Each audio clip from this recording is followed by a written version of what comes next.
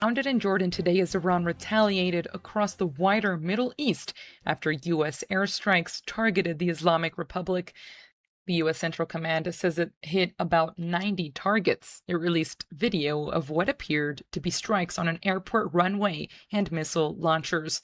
The strikes came hours after President Trump said recent Iranian attacks on ships in the Strait of Hormuz signaled the end of a fragile ceasefire. A federal judge says writer E. Jean Carroll can be paid the $5.8 million that was set aside after a jury found that President Trump sexually abused her in 1996 and defamed her after she publicly revealed the attack.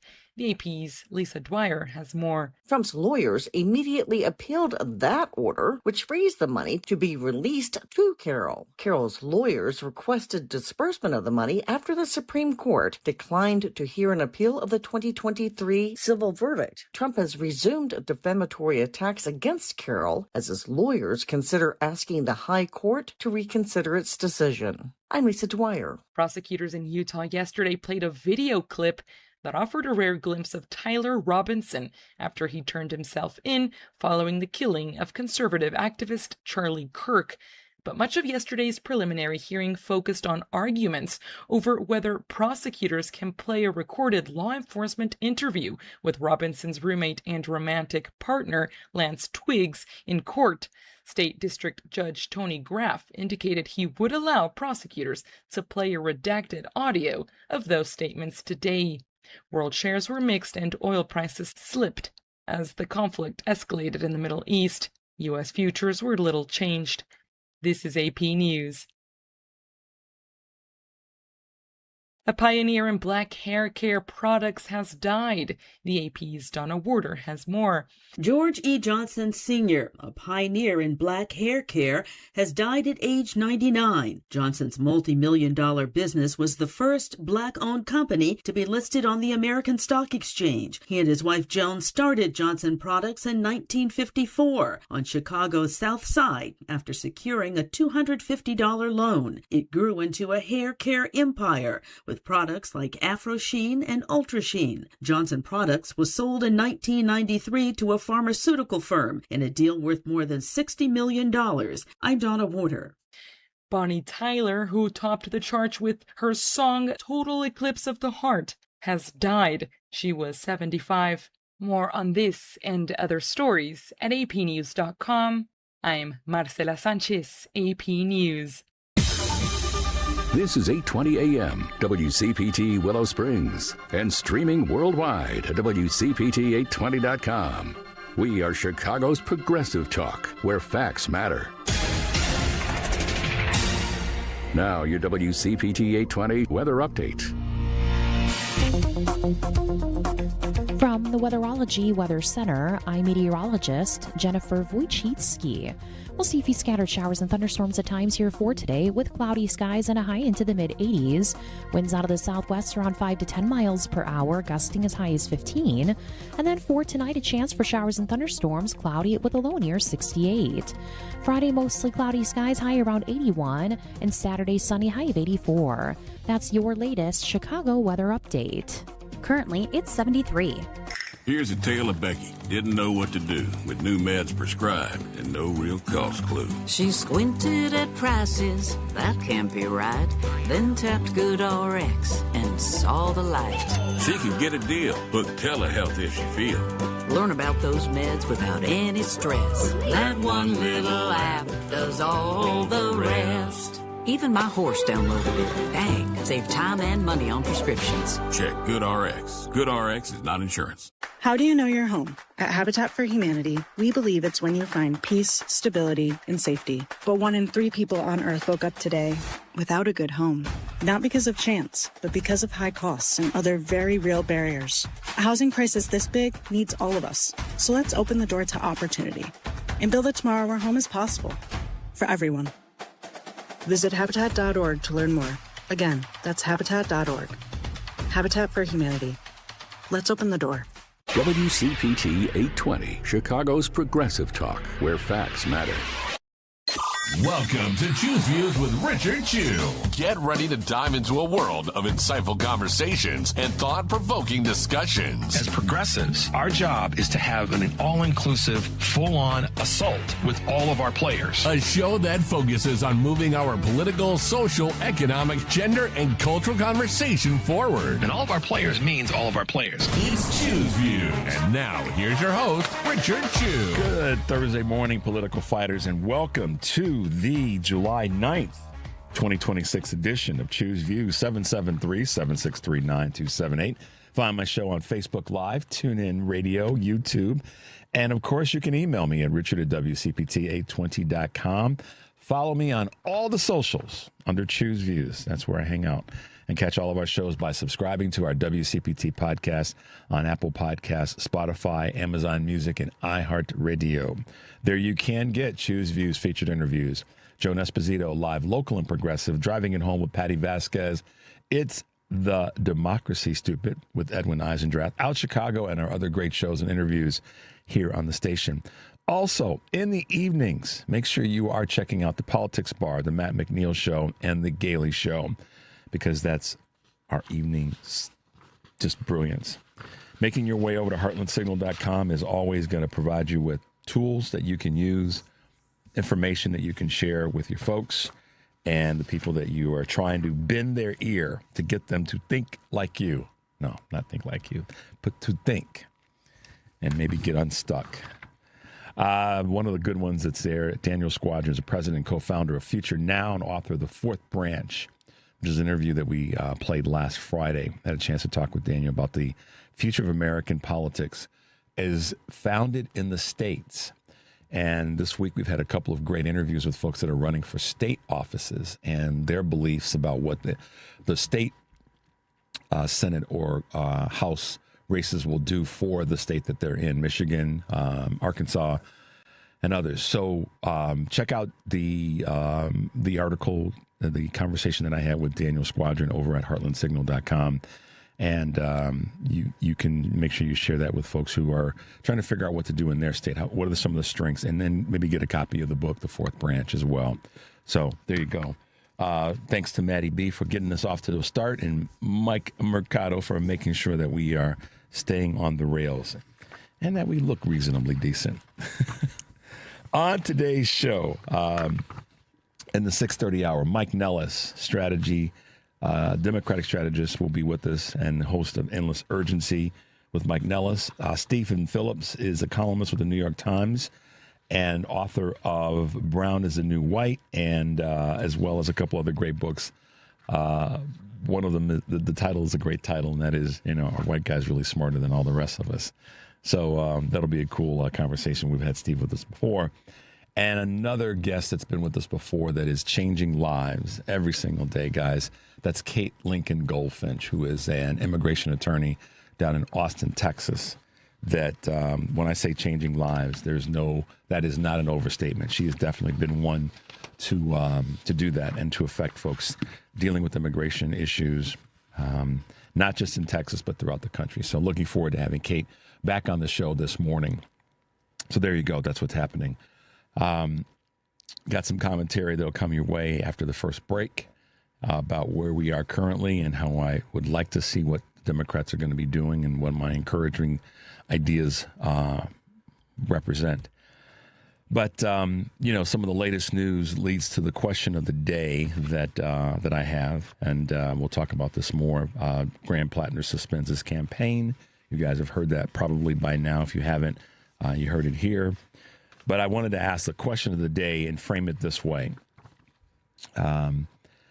Do you guys think that the main Senate race is done for Democrats? Or is there still a chance? And who is the candidate going to be, or who would you like the candidate to be? Now, folks are all over the country that listen to our show one way or the other. So I know that you don't have a vote necessarily. But I am curious about how you think and what you see in this space, and primarily because, it's my dotted line theory. All that we do here in Illinois or in California or in Texas or wherever, we now have to all pick up a shovel and say we are part of this process. We're part of the solution, I believe. That's the thing that we, as I talk about this race in Maine, and we won't talk so much about the race in Maine, but like I said, the question, do you guys think that the Maine Senate race for Democrats is done for Democrats, or is there still a chance to win this seat and beat Susan Collins? And who do you think will be the candidate? It's up to the Maine voters and to the people that decide there. But I want to hear what you guys have to say about it and the larger picture about this overall conversation about us taking back the U.S. Senate. So the dotted line, Richard's dotted line theory, I think that's where we are in our politics today. You heard me say versions of this before. We live in a dotted line climate, or some might say kind of the butterfly effect. What's happening in one state or one city does impact us in one way or another. Our travel to that area, family that we may have there, or friends. So I think one of our superpowers, I think we have more than just one, as a progressive liberal Democratic Party, is that we have to be concerned about, aware of at the very least, of what's happening in other markets, other communities, other states, because our impact can be felt there because of how we've kind of become global with our politics. And I don't mean global in terms of the entire globe, but global in terms of the United States. So I want us to be concerned about what goes on in other states and other communities. I want us to know what's happening. And gosh, with all the technology, Maddie B, that we have, I mean, you can become a junior expert on what's happening in politics and social issues and economic issues 1,000 miles away. That empowers us. That makes us stronger. That makes us better as a party. And it also pushes back on what the GOP is trying to do from the top down, which is separate us and divide us and push us away from each other. And I'll be doggone if I'm going to allow that to happen. As the phrase goes, not on my watch, like I have a watch, but I just think that that's one of our huge opportunities is to let the folks in Maine know we got you. It's a struggle now more than we wanted it to be, but we got you. And I think that the more we do that as a community, the more we are focused in on that. And this is a phrase that I use a lot. The more we give ourselves permission that it's okay to get involved in politics across the country, the better we are as a party. We don't have to, bury our heads mad and say, well, that's going on over there. That's really not going to affect me. No, it does affect you. Think about it like this. If you don't think that the Senate race in Maine or the one in Texas impacts you in terms of Tallarico, we win back the Senate, we get to change a whole bunch of stuff. We don't just have to sit stalled on certain things. That's why. I mean, think about it like this. The ugly bill, we have the House and the Senate, we get to change some stuff. We get to pull in we get to change some stuff on a big ugly bill. We get to change some stuff with ICE. So that's why a race that's in a different state across the country from where you are is important. Because when we take back those levers of power, we get to do stuff or prevent certain things from being done so that we are a little bit stronger throughout the entire country. So there you go. Let me know what your thoughts are. You can send me a text, or you can email me, or you can call. Give us a shout. We'll try to get you on, or squeeze in your thoughts, and then make your way to our Facebook page and leave your comments there. So there you go. Let's take a quick break, guys. I might grab a couple of texts when we get back. Give us a holler. The number is 773-763-9278. You are listening to Choose Views on WCPT AM 820 in Chicago and 103.5 FM from Warren County in North Carolina. And now, AM 950, the progressive voice of Minnesota. I'm Richard Chu, and we'll be right back.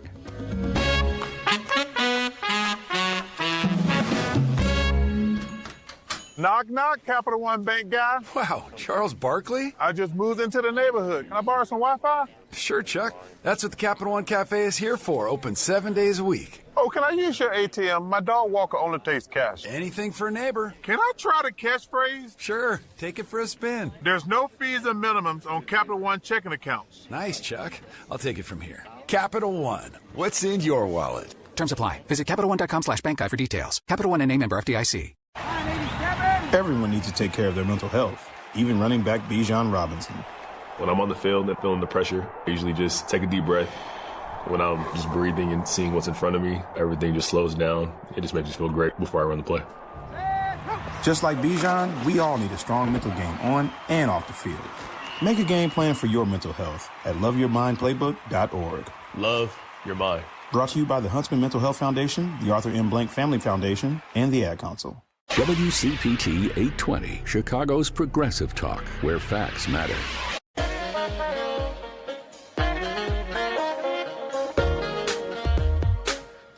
All right, guys, welcome back to Chew's Views. If you're just tuning in, I'm Richard Chew. Welcome to the show, and we'll bring you a couple of quick Chew's Views news items. Then we're going to talk a little bit about the Democratic Party. On this July 9th, 2026, Delta Airlines announces no-frills basic business fares. They're launching this as their new report from CNBC says Delta Airlines is launching the basic fares for business and first class cabins. That's what it's called. Customers who opt for the no-frills basic tickets will receive the same lie flat seats and in-flight amenities, minus perks like lounge access and advanced seat selection.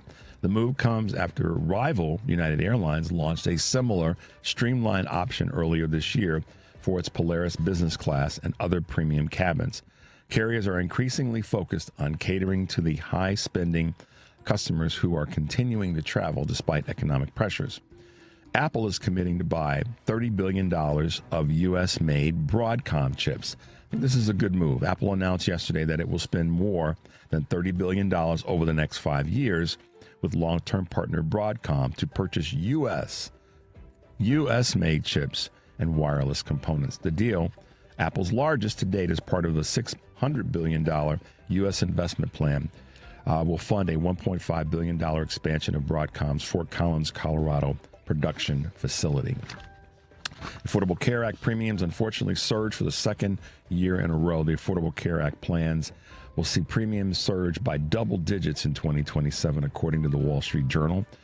Premiums are set to increase by a median of 14% in more than 12 states, according to the health policy group KFF, which analyzed the ACA rates and its filings. It's the second consecutive year that insurers are raising prices, citing climbing healthcare costs and declining enrollment. That's what happens when you get rid of subsidies. And last but not, we have two more, sorry. The Fed's history suggests more than one rate hike ahead. The Federal Reserve is expected to hike interest rates once this year and then again based on inflation. But CNBC notes that historical patterns show a preference for multiple adjustments, with inflation consistently above the central bank's 2% target. Policymakers face growing pressures to act. The upcoming minutes from the Fed's June meeting may offer some clarity on policy directions. Meanwhile, futures traders are betting on a September rate increase, with rates higher than expected. With rates remaining unchanged for the next year. And last but not least, the markets roiled as Trump says the Iran truce is over. The oil prices surged back over pre-war levels, and markets fell yesterday after the renewed hostilities between the United States and Iran. And the attempt to wave off the fragile ceasefire. I think it's over, according to Trump, as he told reporters at the NATO summit in Turkey. Brent crude climbed 8% to $80 a barrel, and most global indexes dropped following reports of attacks on the commercial ships traversing the Straits of Hormuz. So there you go, guys. A couple of quick Chew's Views news items this Thursday, July 9th, 2026. Got a fool in the White House. Got a fool in the White House. And I talked about this earlier in the week, the amount of money that he's made on his crypto thing and the number of people that have lost money at the same time. There's folks that would be probably in jail over that, but there you go. So let me get to a couple. Let me see. We got a couple calls. So we'll go to that in a second. Let's see what a couple of you guys have said this morning regarding Maine and my question. Maine, this is coming from 773. Maine is a blue vote no matter whose situation. The goal is to get rid of a Republican. If the goal is to get rid of a Republican, the vote has to be for a Democrat. I don't disagree with you there. At this point, that's got to be the strategy, and hopefully the Maine voters can see it that way, that at the end of the day, what Graham Plattner has done or been accused of doing is shameful, it's embarrassing, it's heartbreaking, and all kinds of comments, and obviously there are direct people that were impacted, or people that were directly impacted by it. So we get to have a distance of opinion about it. But ultimately, Susan Collins and her votes and her support of Donald Trump have been more harmful to more people throughout the entire country. That's why this seat is so important. And I heard that one of the women that came forward, I think in the Politico interview, Matt, said, I believe in Plattner's politics and what he stands for politically and his potential plans. But she needed to share her story, which we have to respect and support. So that says, to go back to what this listener just texted me to say, Maine is a blue vote no matter whose situation. So we get to pick, Maine gets to pick who that candidate is. And let's hope that that candidate is blue and strong enough, and enough voters say, you know what, Susan Collins has caused more harm to more people throughout the state. She's voted against some things that would support women's rights. Okay, so let's also draw down on that a little bit. She's done things to affect people in far greater ways, in more factions than we know of Graham Plattner and his misdeeds. So as much as we have to hold some responsibility for putting him up as a candidate without enough vetting, we also know that Susan Collins is daily vetting herself as a sitting senator in that state, and how many people her votes or her concerned, commentary has impacted the entire country. So I agree with what the listener says here. Let's grab another. Do we want to get that one? Okay. Let's go to the quick call we've got from, it's Professor Andre. We got to get this call. Good morning, Andre, and welcome to the show. Thank you, and good morning from one professor to the new professor, Mr. Chu. Thank you so much there. Hey, I was listening to what you were saying, Mr. Chu, about when the Democrats take over Congress. But there's some reforms I'm interested in. We got a lot of corruption in our politics here in our democracy because we are too loose with the truth and loose with holding people accountable. So one of the reforms I like to see when it comes to confirming the Supreme Court justice, I like to see a 2/3 vote rather than a simple majority.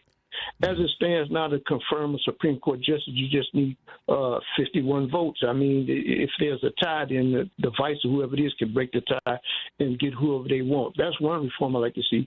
And then you probably recall a guy by the name of Bob Woodward. Mm-hmm. Well, Bob Woodward sat on all that information about what Donald Trump said about COVID-19, and he put it in a book. I'd like to see a reform that if you are a politician working in the capacity of a Todd Blanche or some of these other politicians, that you should not be allowed to write a book pertaining to your position because they are paid servants of us. We pay their salary, and if we let them write books, that means they can hold pertinent information to help our society, and then turn around and put it in a book and try and sell us the information that they should have been giving us free to begin with. So those are some reforms that I'd like to see.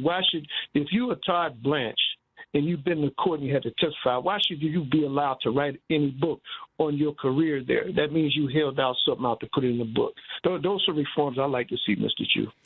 Well, yeah, right out of the gate, the corruption piece and the Supreme Court. Yes, agreed.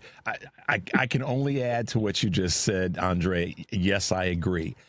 I think that a person that served in the federal government to do something like that takes advantage of the belief that people want to have in our system.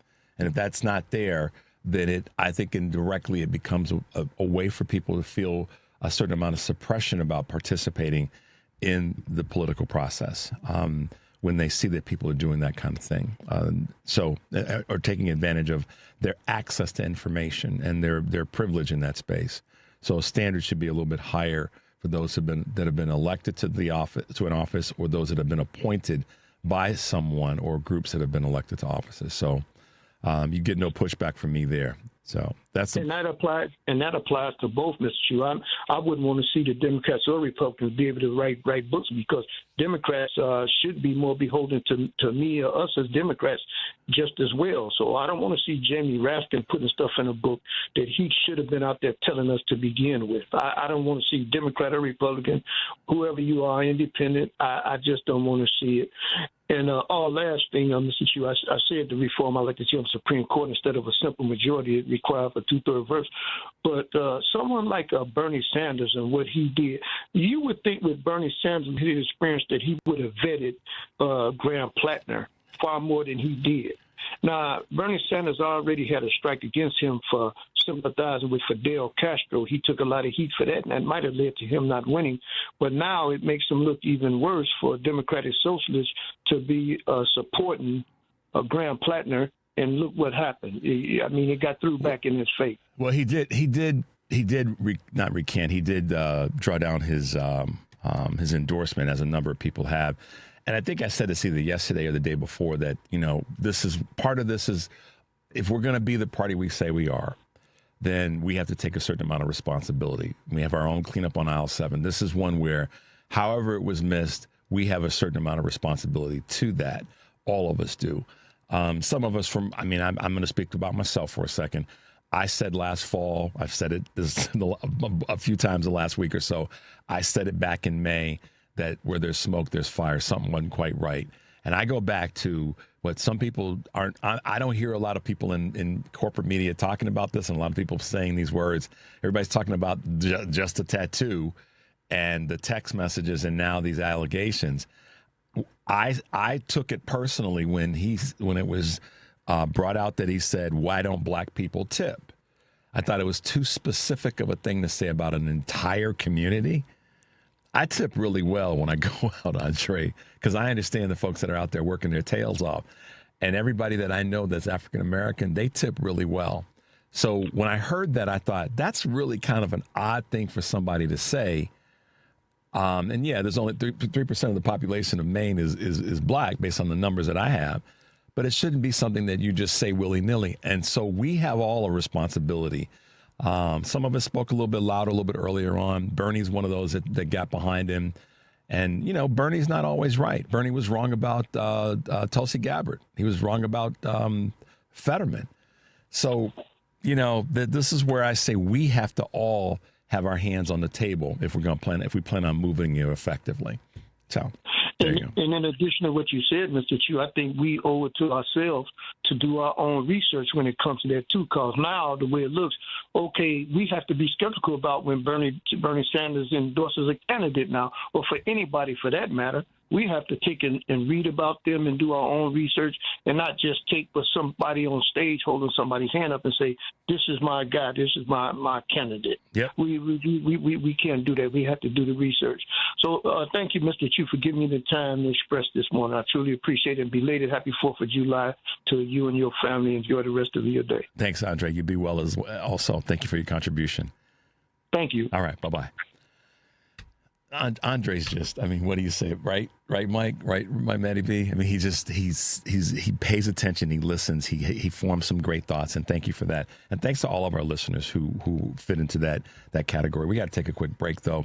773-763-9278 is the number. You're listening to Choose Views on WCPT, AM 820 in Chicago, AM 1520 and 103.5 FM from Warren County, North Carolina, and our good friends at AM 950, the progressive voice of Minnesota.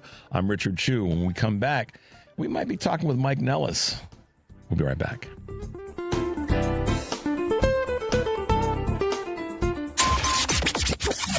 WCPT Replay. With us this morning is professor, author, and human resources management consultant Dante King. Donald Trump represents everything that America values and stands for. It's a culture that is rooted and functions upon a foundation of narcissism. It does. And I think that we all, to a degree, are socialized with that. And I think when we look at someone like a Donald Trump, he represents the narcissism to its fullest extreme. He represents the celebrity that we value. He represents the economics of the equation. That's something that we're taught to strive for and see that we value highly. He represents the whiteness, the maleness. And I just think we have to take an inventory of that and what our standards and values really are as a society. Keep listening to WCPT 820 because facts matter. I always had to be so good, no one could ignore me. Carve my path with data and drive. But some people only see who I am on paper. The paper ceiling, the limitations from degree screens to stereotypes that are holding back over 70 million stars. Workers skilled through alternative routes rather than a bachelor's degree. It's time for skills to speak for themselves. Find resources for breaking through barriers at tearthepaperceiling.org. Brought to you by Opportunity at Work and the Ad Council. You served behind the desk. You served in combat. You did 4 years and got out. You were drafted. You gave 20 years. You gave exactly what your country needed. You are a veteran. You are a veteran. You are a veteran, and you deserve support. If you're struggling with life after service, don't wait. Reach out. Find resources at va.gov/reach. Brought to you by the United States Department of Veterans Affairs and the Ad Council. You're listening to WCPT 820. Here's the latest Chicago weather update. From the Weatherology Weather Center, I'm meteorologist Jennifer Wojcicki. We'll see a few scattered showers and thunderstorms at times here for today, with cloudy skies and a high into the mid-80s. Winds out of the southwest around 5 to 10 miles per hour, gusting as high as 15. And then for tonight, a chance for showers and thunderstorms, cloudy with a low near 68. Friday, mostly cloudy skies, high around 81. And Saturday, sunny, high of 84. That's your latest Chicago weather update. Currently, it's 73.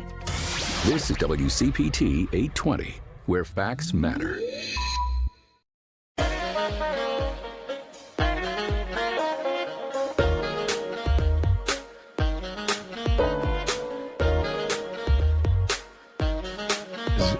Welcome back to Choose Views. I'm Richard Chu, if you're just tuning in. Thanks to Andre. I got to call him Professor because he's always bringing us the knowledge and teaching us something for his comments this morning. You guys have seen and heard this gentleman, our first guest this morning on our show and on so many other great broadcasts. He is the host of Endless Urgency and one of the top voices in Democratic strategy right now. I'll just say political strategy broadly. Mike Nellis, good morning. Welcome back to Choose Views. Morning, buddy. How you doing? Doing great. I'm actually doing great this morning. I hope you're doing well. As I know your travel this week has been. You've been. I thought about you the other day. I was like, I feel like Mike is that dude that's sitting in the airport with just sitting there looking around like, okay, what do I do next? How am I going to get to my next destination? 100%. I never stop. Like I don't have that in me. All right. I'm glad you're with us and you're safe and you're good. We haven't talked in a few weeks because of your travel, my travel, and all the rest. But welcome back to the show. I literally, I was thinking yesterday, what do I want to talk to Mike about? And, of course, we all know what the current events are, the elephants in the room, and there's more than one right now. But obviously, the most recent thing that hit us is the situation with Plattner, and as of late, he has decided to step out of the race. I just said this in the previous segment before you came on. Last fall, May, I said something's not making sense here, and here we are. So let's we can beat ourselves to death about what we maybe didn't do well enough in the vetting process and all the rest. But I think now the question is, and my question of the day for the audience is, do you guys think that Maine, the Senate race, is done for Democrats? And if not, or what are our chances of winning, and who may be the candidate? So I want to get your take on that right out of the gate. Well, I think we can still win Maine. And obviously everything about this situation is incredibly unfortunate. And I feel particularly bad for the multiple women who have had to come forward to tell their truth about this guy, including, by the way, a friend of mine, Emily, who wrote a piece yesterday for Newsweek, and it didn't get a lot of attention, but I thought it was really powerful the way she talked about how we like to talk about how we believe women, but when it's inconvenient to believe women, we don't, and it isn't useful unless we believe them when it costs us something. And in this particular instance, this costs us something in the sense that it disrupts a very important Senate race. It's very embarrassing for the party, but I think we're handling it. Saying we're handling it the right way would be incorrect, but we're handling it, period. And Republicans don't handle their side of it. So I do think we can win the main Senate race here. And I think it's going to be a question of what candidate the main Democrats put forward.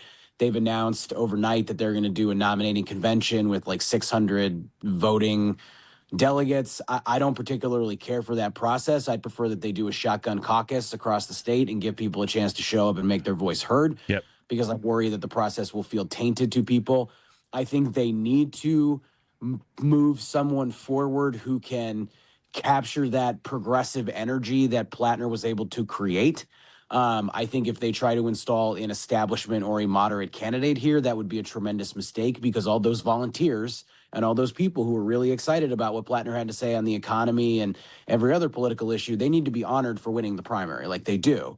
Plattner shouldn't get to decide who it is, but I think somebody like Troy Jackson is probably my instinct here is that Troy is everything that Graham Plattner claimed to be, right? Like a real working class guy, very progressive, has been in the state forever doing the work and a decent human being. He's a logger. He's a really good dude. I've known him for a while.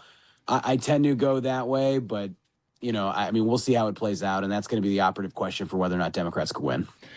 Yeah. And, you know, this is that moment. And thank you for that, Mike. This is one of those moments where I think the Democrats in Maine, and we'll just stick with that for a second, have the opportunity to say we've been wronged for a longer period of time with Susan Collins than we were, or women specifically were, with Plattner's history.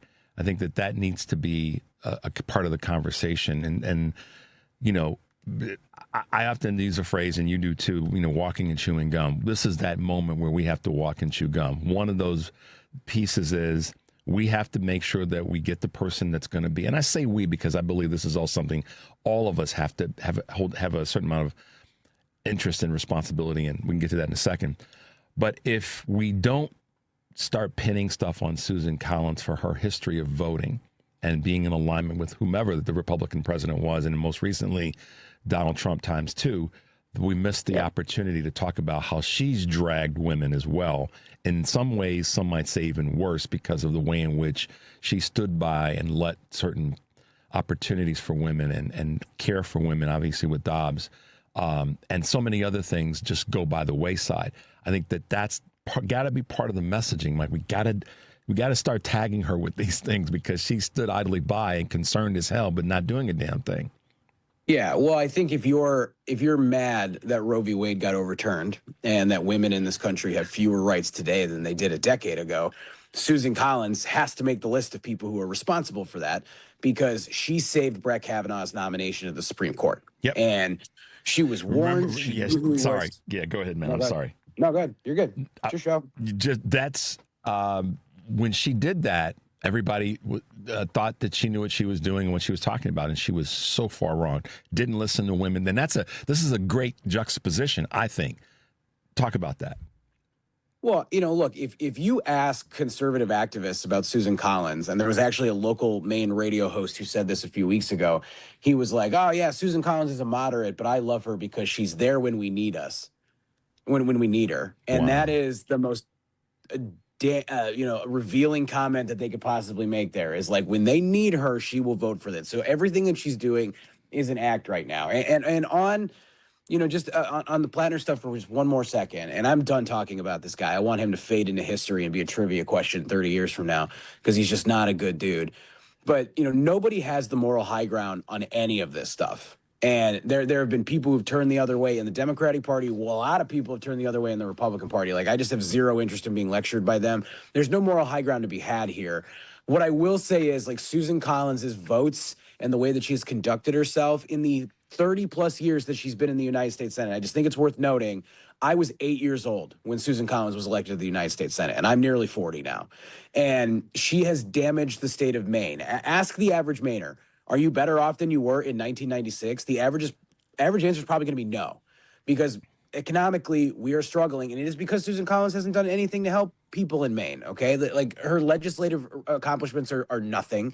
She votes for the Republican Party like a rubber stamp when they need her. Women have been ravaged by this version of the Republican Party and had their rights taken away from them, and she's just talking about how concerned she is all the time. And I think we need to get back to that. And I think like Democrats have to clean up our house here, get a candidate out there that can still capture that energy that was there for Plattner, but be prepared to go out there and make our case, because people are ready for change. Like, the economy is really bad right now. So I think the people writing off Maine for the Democrats are being really short-sighted here, because we can still win this race. Plattner is not the reason we're, per se, that Maine's got its issues. The issues are there because Susan Collins has not done her job, where she has done her job, which is to line up with the Republicans. But the Kavanaugh thing, when we talk about, I mean, this is one of those, you and I are both going to dive into the weeds here. Brett Kavanaugh was accused, think about this, y'all. Brett Kavanaugh was accused of equally the same thing that Graham Plattner was. And many people could measure and say Brett Kavanaugh's role in our U.S. government is more important than Plattner's is. I mean, if we wanted to play that out. It would be. Yeah. Okay. And so if we were to say that, and we didn't believe Ms. Blasey Ford, and then Susan Collins was one of those people that created a bridge for him to become a U.S. Supreme Court justice, that's where we have to start focusing our message. Susan Collins is the bad guy here in this conversation. Plattner's not the good guy, but ultimately, as it relates to these issues, I think that we've got to really, really keep hitting her. And I'm hoping that the main machine politically, and to the extent that the DNC can be involved in this, we've got to keep tagging her, because she's the real culprit here at the end of the day. That 30 years of getting nothing done, but being the rubber stamp, like you said, Mike, is just not good enough anymore. I mean, hell, in terms of helping Maine become a state that's been viable and a great state and all that, Janet Mills is a superstar. Yeah, she's 70 years old, and some people may not have been the appeal of her and age and all the rest may not have been there, but doggone it, she's been a far better champion for the folks in Maine than Susan Collins could have been on her best days. Yeah, I mean, 100%. And I love Janet Mills. She can't be the nominee here, obviously, but just given the fact that she lost the primary, I just think the revolt on that from the progressive left would be extraordinary. It'd be honestly worth watching. I just don't want it to happen. It's like what? It's like watching a car crash. I wish it wasn't happening, but I can't turn away. Can't turn away. I agree with you. I mean, I love her work and what she's gotten done. And I was behind her when she decided to step aside. I said, okay, I'm roll with the program. But at this point, to your earlier part of the question, and that is, who should it be? Who could it be? Yeah. Whoever it is, we still have to tag Susan Collins, because she's the one that's gotten us to this point with so many other issues from a voting standpoint and SCOTUS and all the rest. So it's true. And you brought up Dr. Ford's testimony against Brett Kavanaugh. And this is, I just think, is an important point, is that she flew across the country, by the way, had a painful fear of flying, in order to testify in front of the entire country under oath, disrupted her entire life physically and financially, faced death threats to stand up to one of the most powerful members of the Republican Party, because now he's a Supreme Court justice, in Brett Kavanaugh. And she, in vivid detail, walked everybody through the accusation against Brett Kavanaugh, had other corroborating evidence to back it up. And Susan Collins still voted to save Brett Kavanaugh's nomination. She could have killed it. There is a sexual predator. Unfortunately, there's more than one sexual predator on the Supreme Court, because Thomas is still there. But she saved that. And she saved it because of raw political power. They wanted to tilt the balance of the Supreme Court. They wanted to replace Ruth Bader Ginsburg with Brett Kavanaugh. They wanted to be able to make it harder. Excuse me, that's not the same opening. I apologize. But they wanted to be able to put another person on there who would overturn Roe v. Wade, and that's exactly what happened. And Susan Collins is responsible for that. And that matters here, too. Yes, it does. And we have to keep tagging her over and over and over again with that. I think that's part of the messaging. I think it's a good juxtaposition of who's really harming the women of Maine. Just me. Yes. But, I'm from Chicago, so sometimes I think that way. Mike, let's take a quick little break. The number is 773-763-9278. You're listening to Choose Views on WCPT AM 820 in Chicago and WARR 1520 AM and 103.5 FM from Warren County, North Carolina, and our good friends at AM 950, the progressive voice of Minnesota. I'm Richard Chu, talking with my good friend Mike Nellis, Democratic strategist and host of Endless Urgency with Mike Nellis. We'll be right back. Check up on health with Chris Whitting. Childhood depression can be difficult for parents to deal with. But psychologist Dr. Deborah Serrani says the challenge can be even greater if your child won't cooperate. Many parents feel that if they can't get their child to comfort talk therapy or to seek antidepressive medication, then all is lost. Just because your child is reluctant, and we generally see these kinds of kids, in middle school and high school, where they kind of dig in and they're like, I'm not going to therapy. That doesn't mean that the parents can't go themselves. And I've worked with many parents over the years to essentially teach them how to use the therapeutic techniques so they can teach their child at home. Crafting a healthy environment in both the way your home is set up and the way you and your family members talk and relate can also help your child deal with mental illness. With Checkup on Health, I'm Chris Whitting. You're listening to WCPT 820 because facts matter. All right, guys, welcome back to Choose Views. If you are just tuning in, I'm Richard Chu, talking with Democratic strategist Mike Nellis, host of Endless Urgency with Mike Nellis. So before the break, obviously, we were laying the sledgehammer to what we think should happen with Susan Collins politically because of all the harm she's caused over decades. And I'm hoping that that's part of the messaging, is let's just keep tagging her. But, Mike, I got to ask you a question. Are you a communist?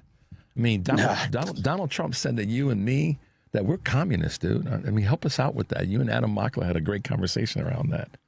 I mean, I guess if you believe that people shouldn't go bankrupt when they get sick, you're a communist. So, sure, why not? What does it matter anymore, Richard? I mean, this is what I talked to Mockler about is and I said, I shouted this at Leland Vittert last week on News Nation, and I love my buddy Leland, but Sarah Palin called Barack Obama a radical Muslim jihadist communist in 2008. And they think they've invented some new bold talking point that's going to win them the midterms. They're going to be able to turn it all around. People are going to stop caring about $4 for gasoline and this stupid war and how expensive everything is and how the job market sucks because they're going to call Zohran Mamdani a communist. It is the laziest, lamest form of Republican politics. It doesn't work. And it's just stupid. And I don't care. If you want to call me a communist, go ahead. I'm trying to solve some problems here. And I'm sorry, but I think the New Deal was pretty great. And I think the Great Society was pretty great. And I'm going to defend having a strong social safety net that lifts people up and lifts people out of poverty because we have way too many people that can't afford their bills right now. And I care more about that than I do about stupid labels.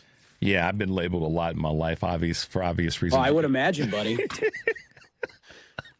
You don't even have to imagine. You've been around enough folks like me that you know exactly what I'm talking 100%. I used to listen. I tell people sometimes it's I'm a white boy from Nebraska, but I used to run the social media for Kamala Harris, and I saw some things that were said at her. It's just crazy. And you probably had some moments where you even went, damn. There were multiple times where I had to go, I don't even know what that means. I had to Google it. I was because I couldn't imagine the level of hate that came at her. And by the way, little did any of them know they were just tweeting at a white boy from Nebraska. It's ridiculous. Well, but that's why your point is well taken about, the label. We don't take on the label. Somebody can call us what they want to call us, but we know who we are. And not to your point about trying to fix things is really more important. It does seem like there's a waffling that's going on with Republicans in terms of their strategy. And someone said to me over the weekend that the concern is that they're just going to, quote unquote, show their backside as much as they can about Democrats. Name calling, and this is kind of what Trump did with this communist thing, that it's just going to be about name calling. It's not going to be about anything that's policy related or anything that's substantive. That as we get through, and I said this in part the other day, Mike, after we get through Labor Day, all bets are off. Republicans are just going to come with all the nastiness and all the garbage. It'll be a name calling fest. It won't be a conversation around policy and about ideas and about how to actually move the country forward. No. Well, we haven't had a real conversation about policy in a decade in this country. Yeah, without a doubt. Mike, talk a little bit about your observations of the Michigan Senate race. Obviously, Mallory McMorrow, I've had her on the show. Haley Stevens has been on the show. Dr. Saeed has been on the show. Mallory decided to step out of the race, suspend her campaign, and the two remaining had a debate night before last. Big question, but I know you've got some thoughts and some observations about where we are with that race. Yeah, well, first thing is I love Mallory McMorrow, and I think that she will 100% be back and be an important voice in the Democratic Party. And I think in this race, she just got kind of squeezed out in a way that I think that, and I've said this many a time, is like I think the establishment has rallied around Haley Stevens, and I think that they're making a mistake in that, as I do not think she's a particularly good general election candidate. She's an accomplished individual who I have respect for, but I just think she's not the kind of person we should be elevating in that. And they're creating a tremendous opening for Abdul El-Sayed and the left in Michigan to win this race. And if you watched the debate the other night, I personally thought Abdul was a much better candidate. And I don't live in Michigan. Like, nobody in Michigan cares what I think, frankly, relative to this race. But I if I were voting, I think I would probably vote for Abdul. I just think he'd be closer to where I'm at. And I believe in Medicare for all, and I believe in economic populism. And, I have some concerns about him and some of the things that he said in the past. But, you have a choice and you make it. But Abdul has built a campaign that has so much energy and enthusiasm and momentum. They're raising a ton of money online. They're in the top 5 on ActBlue right now in small dollar contributors. They have volunteer operation. Like, I went to Michigan a couple weeks ago. I was in Grand Rapids for a wedding, and it happened to be the weekend of Pride in Grand Rapids. And I was impressed just seeing like 2 or 3 Abdul volunteers just running around in a relatively small Pride parade in Grand Rapids. Like, everybody had Abdul stickers. Like, there's just an organizing element that you see that I didn't see any presence for Haley Stevens. And I think that's an indication that she's not going to be able to win. And it's an old school mentality in the Democratic Party that they still have, is that, we can nominate a candidate. She doesn't really resonate with people like in person. We're not going to build a volunteer operation. We're not going to do this work and create, a real community here, but we can plow $100 million in TV ads and they'll get elected. That doesn't work anymore. Yeah. It doesn't. And like, AIPAC is, and look, I all love and respect to my friends in the Jewish community, but AIPAC is the biggest spender right now in Democratic primaries. They spend $30 million here trying to, elect to tell Democrats who their nominees should be through these shell packs that they created. They came after Daniel Biss so hard. They came after Kat Abu-Ghazaleh in the same race too. Millions of dollars. It was wrong. Yeah. They're doing the same thing here in Michigan. Like, I heard yesterday that they're planning to spend like $100 million to try to defeat Abdul. Like, that is, I don't care who you are. If you're getting $100 million from an outside lobbying group, you have promised them something. You're in debt to them. And I simply cannot, I can't support that.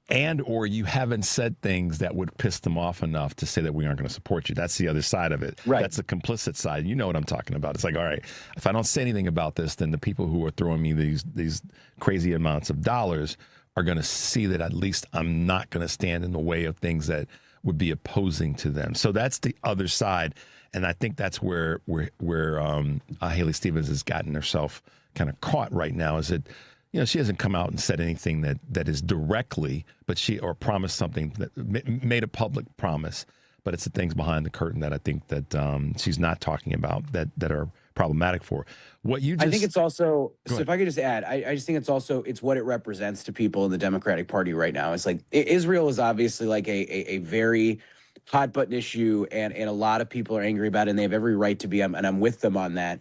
I think it does represent to a lot of people, though, like where your values are and where your priorities are. And like, if you are one of these members of Congress, and Haley Stevens said this, like, I thought it was a joke for a while, but there's a real video of her talking at an AIPAC event where she's just like, I think about Israel in my dreams. Mm-hmm. I wake up in the morning and Israel's the first thing I think about, and be like, I need you to be thinking about Michigan. Mm-hmm. I need you to be thinking about voters. And it's not to say that Israel is not important. I want to protect the people of Israel. I would also like to protect the people of Palestine from the genocide and attacks that they're facing.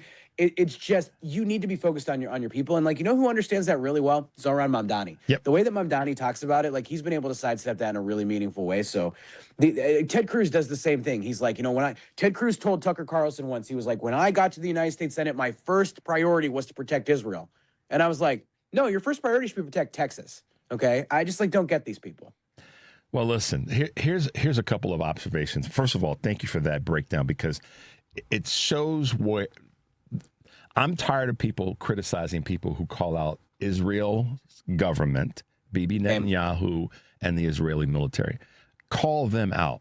Just because we call them out for their actions doesn't mean that we have an issue with the Israeli people or Jews at large across the country, across the globe, rather. And let's be honest. This is where people get frustrated, Mike. I'm just telling you from an African-American male's perspective. People are like, well, okay, well, what about what's going on in parts of Africa? I mean, are we not concerned about that? We keep talking about what's going on in places in the Middle East, and I get that. But dang, how about the continent of Africa? Another conversation, different day. But that's part of the frustration that a lot of people aren't talking about as a frustration, because we're so hyper-focused. And that's totally right too. And the other thing I'll add to it as well is, like, if you want to just make it closer to Israel for a second, beyond Africa, which I think is very well said and correct. What about the treatment of like Christians in Lebanon, by Israel? Like, that's a legitimate conversation that needs to be happening too. And none of these people want to have that, even though they profess to be the best type of Christian, and they tell people like me, a practicing Catholic, that I'm not a real Christian. So come on. I know. I listen, man. We're both preaching to each other's single man choir on this, but I'm saying that respectfully in agreement.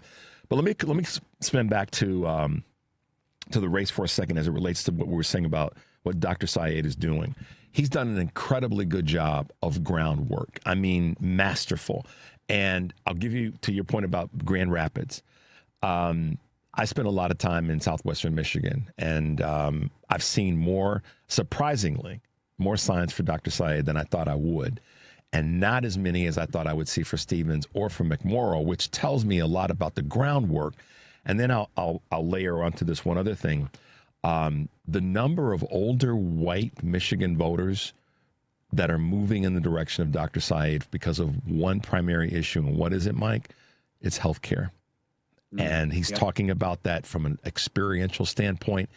And I dare say, as we wrap up real quickly, I think that one of the mistakes that Mallory made was to attack his efficacy in his medical background. I think that was a move she didn't need to make.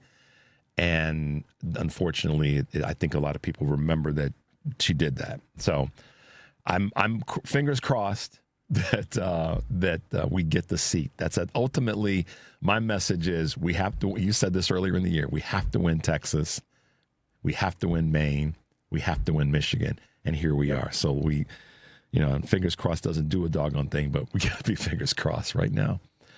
I'll support whoever the nominee is. Me too. I mean, I don't get a vote, so let's just go to work. Let's just go to work. That's all. I want to beat these Republicans. They got to go. They got to go. Mike, man, I'm glad you're well. I know you've been all over the map. Stay safe, brother. I care about you. I want to make sure you're staying good because we need your voice out here doing what we do. Thanks, buddy. Back at you. We'll talk to you again in a couple weeks, okay? Talk to you later. All right, bye now. All right, guys, let's hit this quick break. 773-763-9278 is the number. You're listening to Choose Views on WCPT AM 820 in Chicago and WARR 1520 AM and 103.5 FM from Warren County, North Carolina. AM 950, the progressive voice of Minnesota, is also where we hang out. I'm Richard Chu. We're going to take a quick break, and when we come back, we'll be talking with one of the top authors out there today, Steve Phillips, columnist of the New York Times, best-selling author. We'll be right back.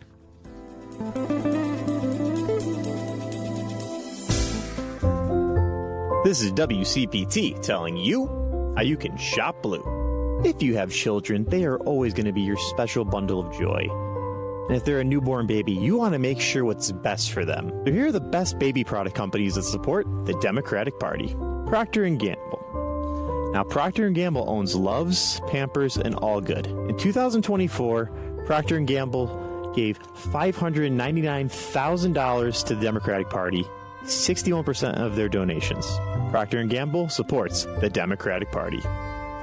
Kirkland Diapers. Now, Kirkland Diapers are owned by First Quality. And First Quality does not give to politics, but their employees do, and their employees lean slightly to the left, as $50,000 are donated to Democrats in 2024. This has been WCPT telling you how you can shop blue.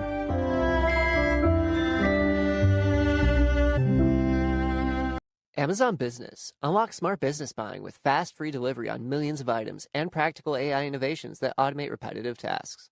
Learn more at AmazonBusiness.com. AP News, I'm Marcela Sanchez. A Mexican national fatally shot by an immigration and customs enforcement officer in Houston had no criminal convictions during his decades living in the U.S. This was according to his family and a Texas congresswoman.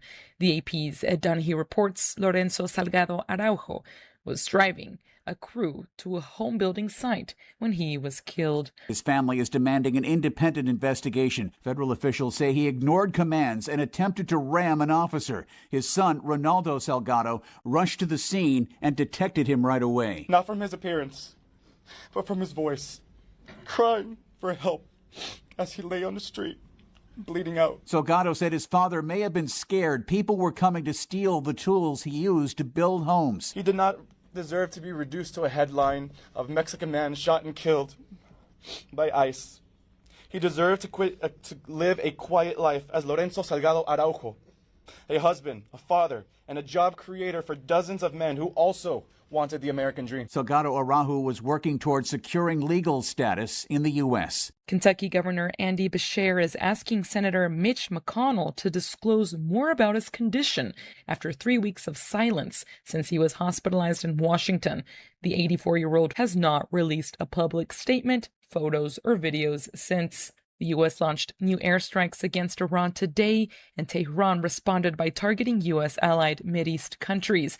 Sirens were heard at least 3 times in Bahrain, home to the U.S. Navy's 5th Fleet headquarters, and missiles targeted Kuwait and Qatar. Sirens sounded in Jordan as well, where the U.S. has stationed troops and aircraft. An Iranian official accused the U.S. of launching an airstrike targeting the area around Iran's sole nuclear power plant. This is AP News. Nominations are opening in a Labour Party election to replace Keir Starmer as Britain's Prime Minister. Former Greater Manchester Mayor Andy Burnham is expected to be the sole candidate. He needs at least 80 signatures from Labour lawmakers to run, a target he's likely to exceed. Other potential contenders have ruled themselves out, including former Defence Minister Al Cairns. Speaking a week earlier in Manchester, Burnham promised sweeping changes on the domestic front. I am going to break with the more of the same approach that has got us here. I am going to give Britain the circuit breaker it needs. He is, however, expected to continue with the government's current foreign policy. Nominations remain open until July 16th. Burnham is highly likely to be announced as the new Labour leader the following day and to formally become Prime Minister on July 20th. Karen Shamath, London. And I'm Marcela Sanchez. This is 8:20 a.m. WCPT Willow Springs and streaming worldwide at WCPT820.com. We are Chicago's progressive talk, where facts matter. Now, your WCPT 820 weather update. From the Weatherology Weather Center, I'm meteorologist Jennifer Wojcicki. We'll see a few scattered showers and thunderstorms at times here for today, with cloudy skies and a high into the mid-80s. Winds out of the southwest around 5 to 10 miles per hour, gusting as high as 15. And then for tonight, a chance for showers and thunderstorms, cloudy with a low near 68. Friday, mostly cloudy skies, high around 81. And Saturday, sunny, high of 84. That's your latest Chicago weather update. Currently, it's 75. Save big money on everything for your next project at Menards. minutes. Update your home with Palmero vinyl plank flooring. It provides a genuine weathered wood look that complements any decor and clicks together for easy installation. It's waterproof, scratch and dent resistant, making it perfect for active households. Save big money on our wide variety of flooring options at Menards. Plus, check out our weekly flyer on Menards.com for all the great deals happening now. Save big money at Menards. You served behind the desk. You served in combat. You did 4 years and got out. You were drafted. You gave 20 years.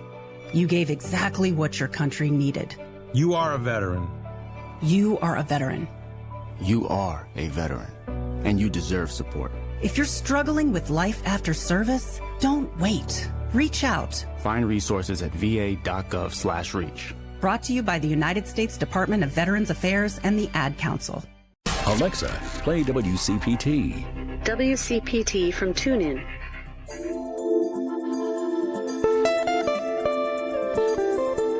All right, guys, welcome back to Choose Views. If you're just tuning in, thanks for being with us.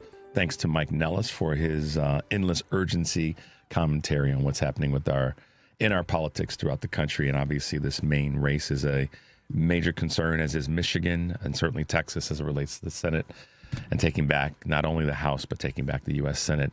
My question of the day is, do you guys think that the Maine race is done for Democrats, or is there still a chance, and with who as the candidate?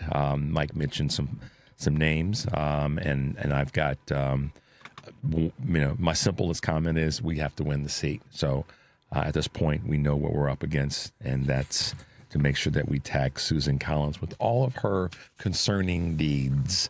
And so there you go. Steve Phillips has been with us before. He's a columnist with the New York Times. He's a columnist and New York Times bestseller, I should say. And I'm glad to have him back with us.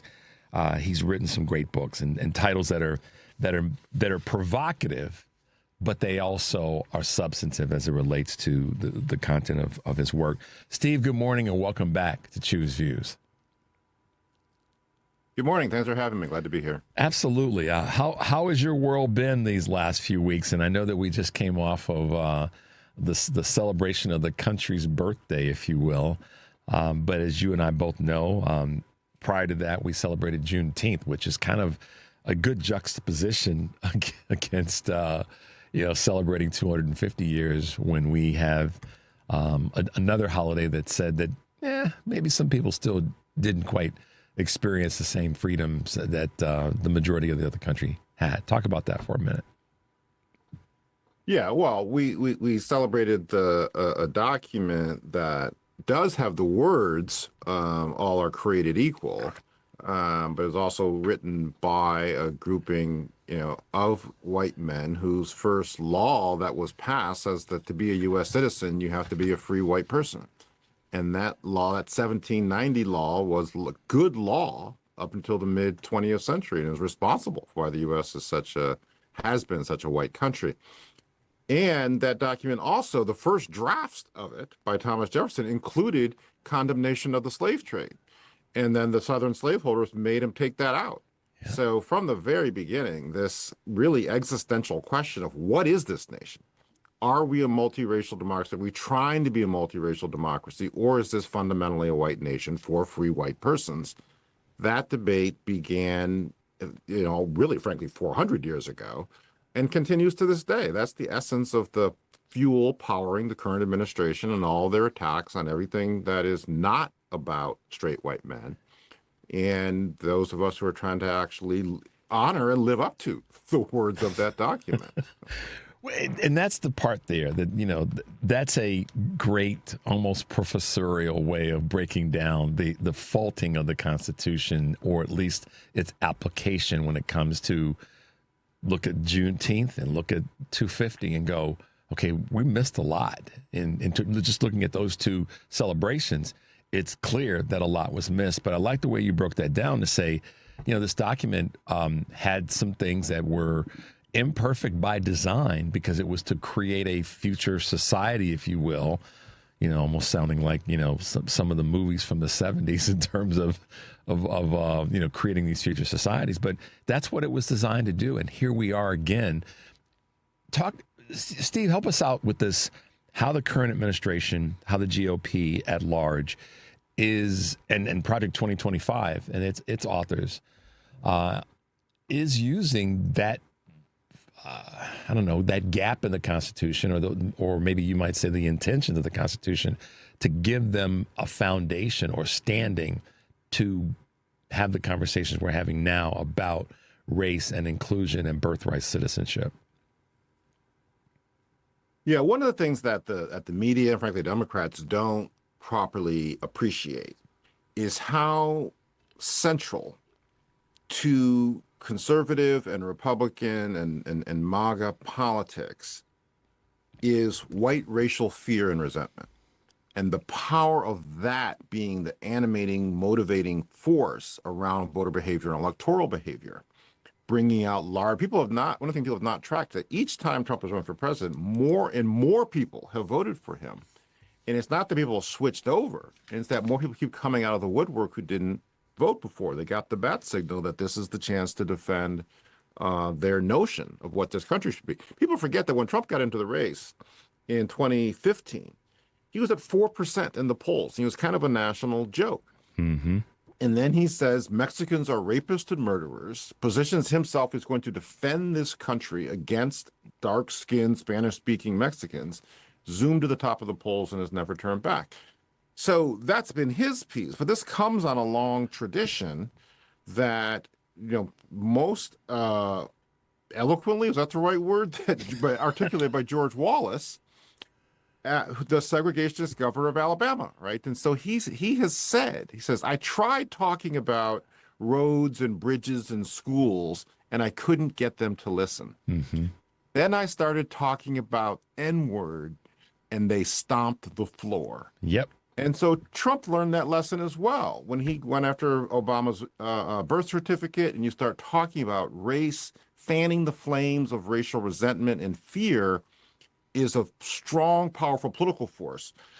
And they can count. They can actually count better than the Democrats and progressives can. They see this country was 12% people of color in the 1960s. It's 42% people of color now.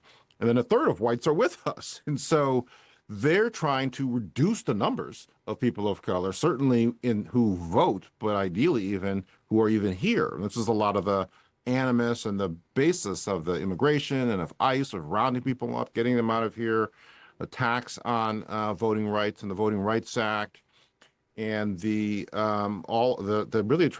was the point around trying to attack the 14th Amendment, was to eliminate a whole grouping of people who allegedly, or not allegedly, by their view, should not be here, except when we're trying to win the World Cup. And the best black player is from Nigeria as a birthright citizen. So, and a lot of people don't understand that what took place. I mean, literally, his mother was 7 months pregnant. Is that right? And she was about to board a plane, and the powers that be said, "No, this is not the right way to go. It's not safe, etc." And he ended up being born in the United States. The irony, Steve, help me out if irony is the right word, but the irony of that situation is just like, wow. It's almost like when Steve Scalise got shot. The surgeon that essentially saved him, or was at the head of the line in saving him, was an LGBTQ black woman, and these are hyper moments, but it just goes to show, and I'm by design merging this with your book, are white men smarter than everybody else? So here we have in two situations where a black person, a person of color, an African descendant, if you will, is the one that was saving the day in an area that this country says that's important to them. 100%. 100%. Yeah, I mean, hypocrisy is probably the right word. So when they need us, they want us, right? But the other times they're, and it shows the hypocrisy too. It's not that they don't really actually want us or they don't actually need us, but they know that the boogeyman of the dangerous people of color or the other or LGBTQ people inflames their base. And so they're doing that as a marketing tool without really grappling with what it means in the real world. Yeah, because it again, it's playing to the audience that has been quiet. I love what you said about George Wallace. Absolutely. I mean, I was old enough to remember those races and the racism that surrounded his ascent. Was all about hyperbolic politics. It was all he finally figured it out. You said that they can count. He finally figured out these messages, which are really about helping the people. This is the crazy thing. It was about things that mattered to people's everyday lives, but they don't seem to give a damn about them. So let's talk about the dark people in the room and make them the boogie persons. And if we can get folks out to vote against them, then we'll win. And that's the history of white men in politics at large, not in every corner in this country. That's been the ultimate thing to turn back to, is let's make it about the others. If we can do that successfully enough and get just enough people who want to think in their mind that they don't have all the largesse and the success and the privilege, it's because it's brown. But in fact, no, it's not. It's someone that looks just like the person in the mirror. But it's hard for people to right. And that also can I add, because you were mentioning we just got started right about Maine, and that's another example of where too many people in Democratic Party leadership, frankly, can't count very well, and so they are obsessed with this notion about trying to get a white man who can appeal to their image of they prize white male votes more than any other votes. Let's get this white guy who's supposedly rugged and an oyster man, and he can help us win back these voters, even if he is, as alleged, a rapist. And the math of just setting the morality aside, women are a majority of the population.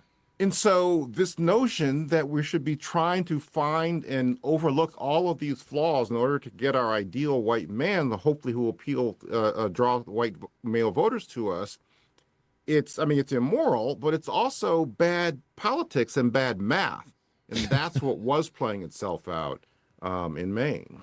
Yeah, and for me, and we're going to take a quick break, but for me, the thing that was, it's personal and directly personal that stood out and was the comment about black folks and tipping. I thought y'all need to pay attention to who this person is. And I know we're going to talk about Plattner, and many people want to just brush it off and be done with it. But to me, the reason that talking about Plattner is important is it shows the systemic problem when it comes to what we view or who we view should be our leaders. Is that we can skip by a whole bunch of stuff, but some of the most basic things should be alarming to say, okay, maybe that's the person that necessarily shouldn't be chosen. So, Steve, let's take a quick break. When we come back, I want to talk a little bit more. I want to talk about the book, most recent, and the others that you've written, and get into some of the bias that's in the country that we skip past sometimes. The number is 773-763-9278. You're listening to Choose Views on WCPT, AM 820 in Chicago, and WARR 1520 AM and 103.5 FM from Warren County, North Carolina, as well as AM 950, the progressive voice of Minnesota. I'm talking with author, columnist Steve Phillips. We'll be right back. Homeowners, is your upper floor too hot in the summer? Are energy bills climbing with every degree? Green Attic can help. With over 15 years of experience and more than 1,000 five-star reviews, Green Attic is a trusted name in Chicagoland for insulation, ventilation, and roofing solutions that make homes more comfortable and energy efficient. They specialize in attic insulation, spray foam, crawl space encapsulation, mold remediation, and solar attic fan installation, all designed to keep your home cooler and improve indoor air quality during the warmer months. Green Attic also offers full-service roofing through Green Attic Roofing, from roof repairs and replacements to flat roofs, commercial roofing, and solar panel installation. The right insulation and ventilation can lower energy use, reduce strain on your HVAC system, and help maintain more consistent temperatures throughout your home. Green Attic backs its work with the industry's only 10-year labor warranty. Schedule your free insulation consultation at greenattic.com or get an instant roofing estimate at greenatticroofing.com. Green Attic, healthy home, happy family. Chicago's Progressive Talk, WCPT 820, where facts matter.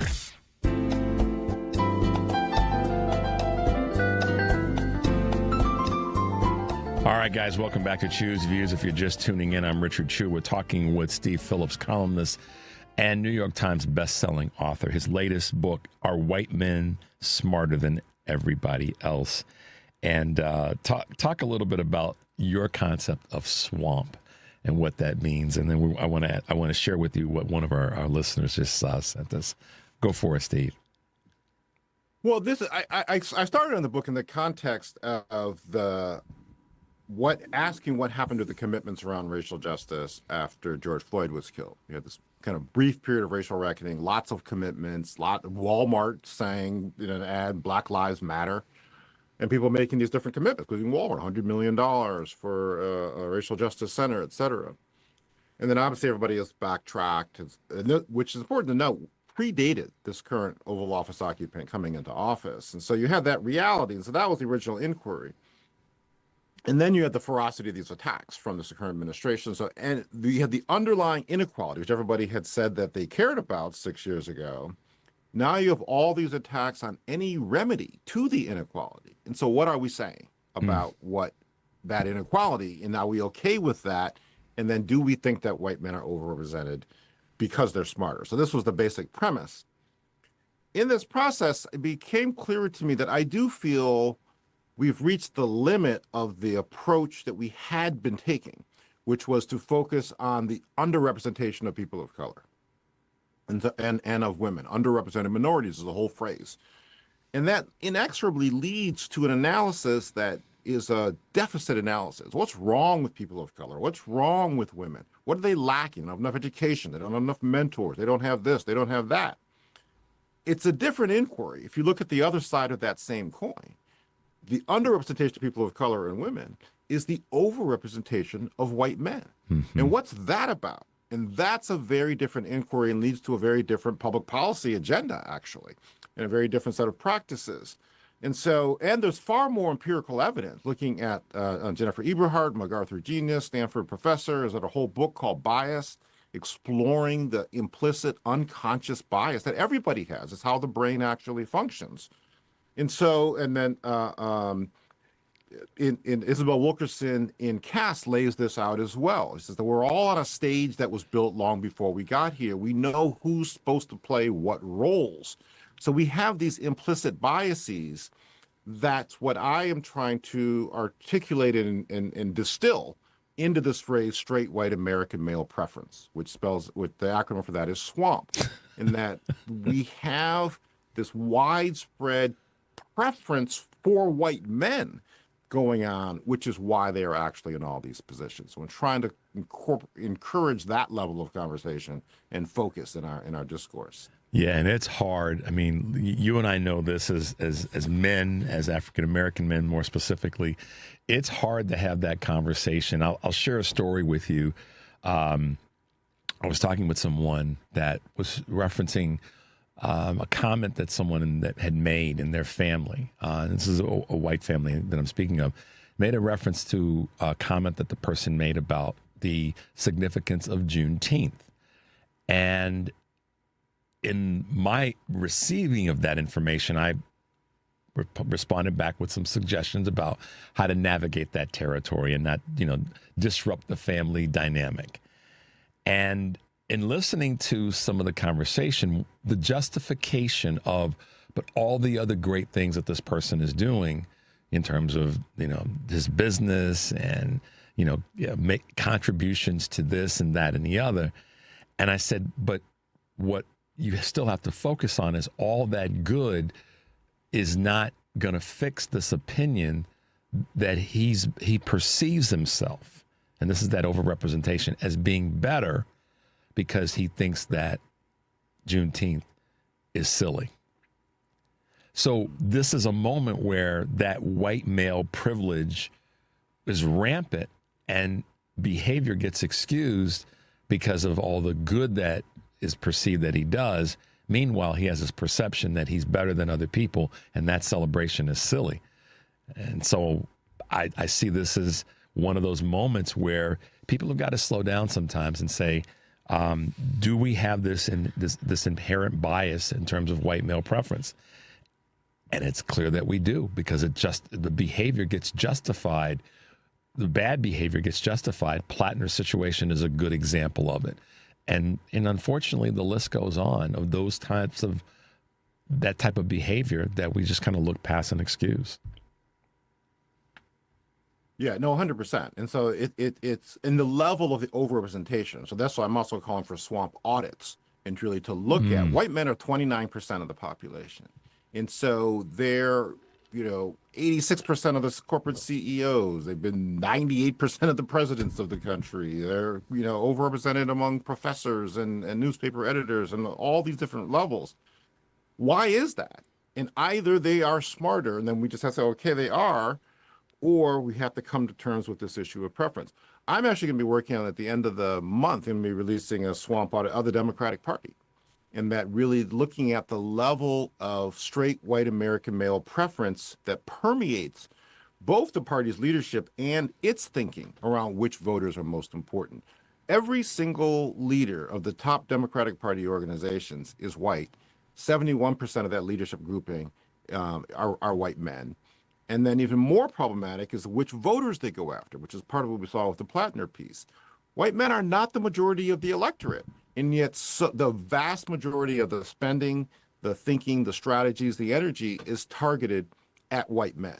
And so there's a preference there that is actually politically dangerous and undermines the actual potential to win elections and take back this country. And it's not, and this is where this is by design, a criticism in a good way of how the Democratic Party has to look at itself. And I got a text from someone, and I'm going to try to read this as best possible. This is from one of our listeners in Oak Park, Cassandra. She says, "Oh my God, this is great. This guest is great. Kudos to you, Steve, and should give a talk to the DNC to help them recalibrate their messaging." He says the real deal out loud, and that's so precise right now. What you just said about the numbers wasn't just at Republicans. It's at how Democrats perceive themselves when it comes to who we should be pursuing for voting across the board. Talk a little bit more about that. And yeah, I agree with Cassandra that we should, what you just said should be in front of the DNCs, which ironically, once again, picked a white dude to head the. Anyhow, go for it. Sorry, Steve. Right. So all the committees, the DNC, the Senate, Democratic Senatorial Campaign Committee, the Democratic Congressional Campaign Committee, and their affiliated super PACs, all run by white people, most of them run by white men, which is problematic on multiple levels, but most simply is they don't then understand the realities, the concerns, the motivations of the majority of the electorate, actually. And you see this in terms of the reluctance, you saw it in the Plattner piece, you see it in the reluctance to champion and to really be aggressive as a party on the whole Epstein file situation, that the Republicans and who have been protecting pedophiles. And so are the Democrats going to go after that? But there's been a reluctance to do that because they're worried that men will feel like, well, does that mean about, any of my behavior? It's most problematic. I would say two examples of what the Democrat Party is falling short in running a risk. So one is actually up in Alaska. And so the Democratic nominee up in Alaska, Mary Patola, is Native Alaskan. Yep. And people don't realize that Alaska has the largest Native population of any state within the country by percentage. It's 15%. And you've got a significant Latino population, and you've got, Asians and Latino and African Americans. But there's been very little investment from the National Party in trying to maximize and communicate to that Native population that we have a Native candidate, because their mindset doesn't calculate that. Those are not the voters that they think are most important. Yeah. And then the most egregious example is the situation with David Valdeo in California, in that in 2018, I was involved with trying to get people involved to support a community-based group that came out of the United Farm Workers Movement to back opposition to Valdeo. This is a 2/3 Latino district. And what we heard was that the Democratic Super PAC was like, well, there's a lot of Latinos in that district and they don't vote, so we should not do that district. But we pushed them and we moved money to the community-based group, Communities for New California. They called 30,000 people, knocked on the doors, turned out Latino vote. We won that seat by 800 votes. But this year, the Democratic Congressional Campaign Committee opposed the Latino candidate in the primary. And so it's like, what is their conception of who the voters are that are going to lead us to victory? And that is infected by and limited by this whole swamp mindset within the Democratic Party. Yeah, that this white male preference leads us down a path of bad decisions and of ultimately bad outcomes. Steve Phillips, I love listening to what our listeners said is spot on. Your messaging and your thoughtfulness and of course your experience is so important right now. Thank you for taking some time out of your busy schedule to hang out with us this morning. Look forward to having you back again. I know we got more to talk about, but thanks for spending some time today, Steve. Thanks, I appreciate it. All right, seeing you. We'll talk soon. All right, bye-bye. Guys, let's take a quick break. 773-763-9278 is the number. You're listening to Choose Views on WCPT, AM 820 in Chicago, and WARR 1520 AM and 103.5 FM way down in Warren County, North Carolina, and back up again to our folks at AM 950, the progressive voice of Minnesota. We'll be right back.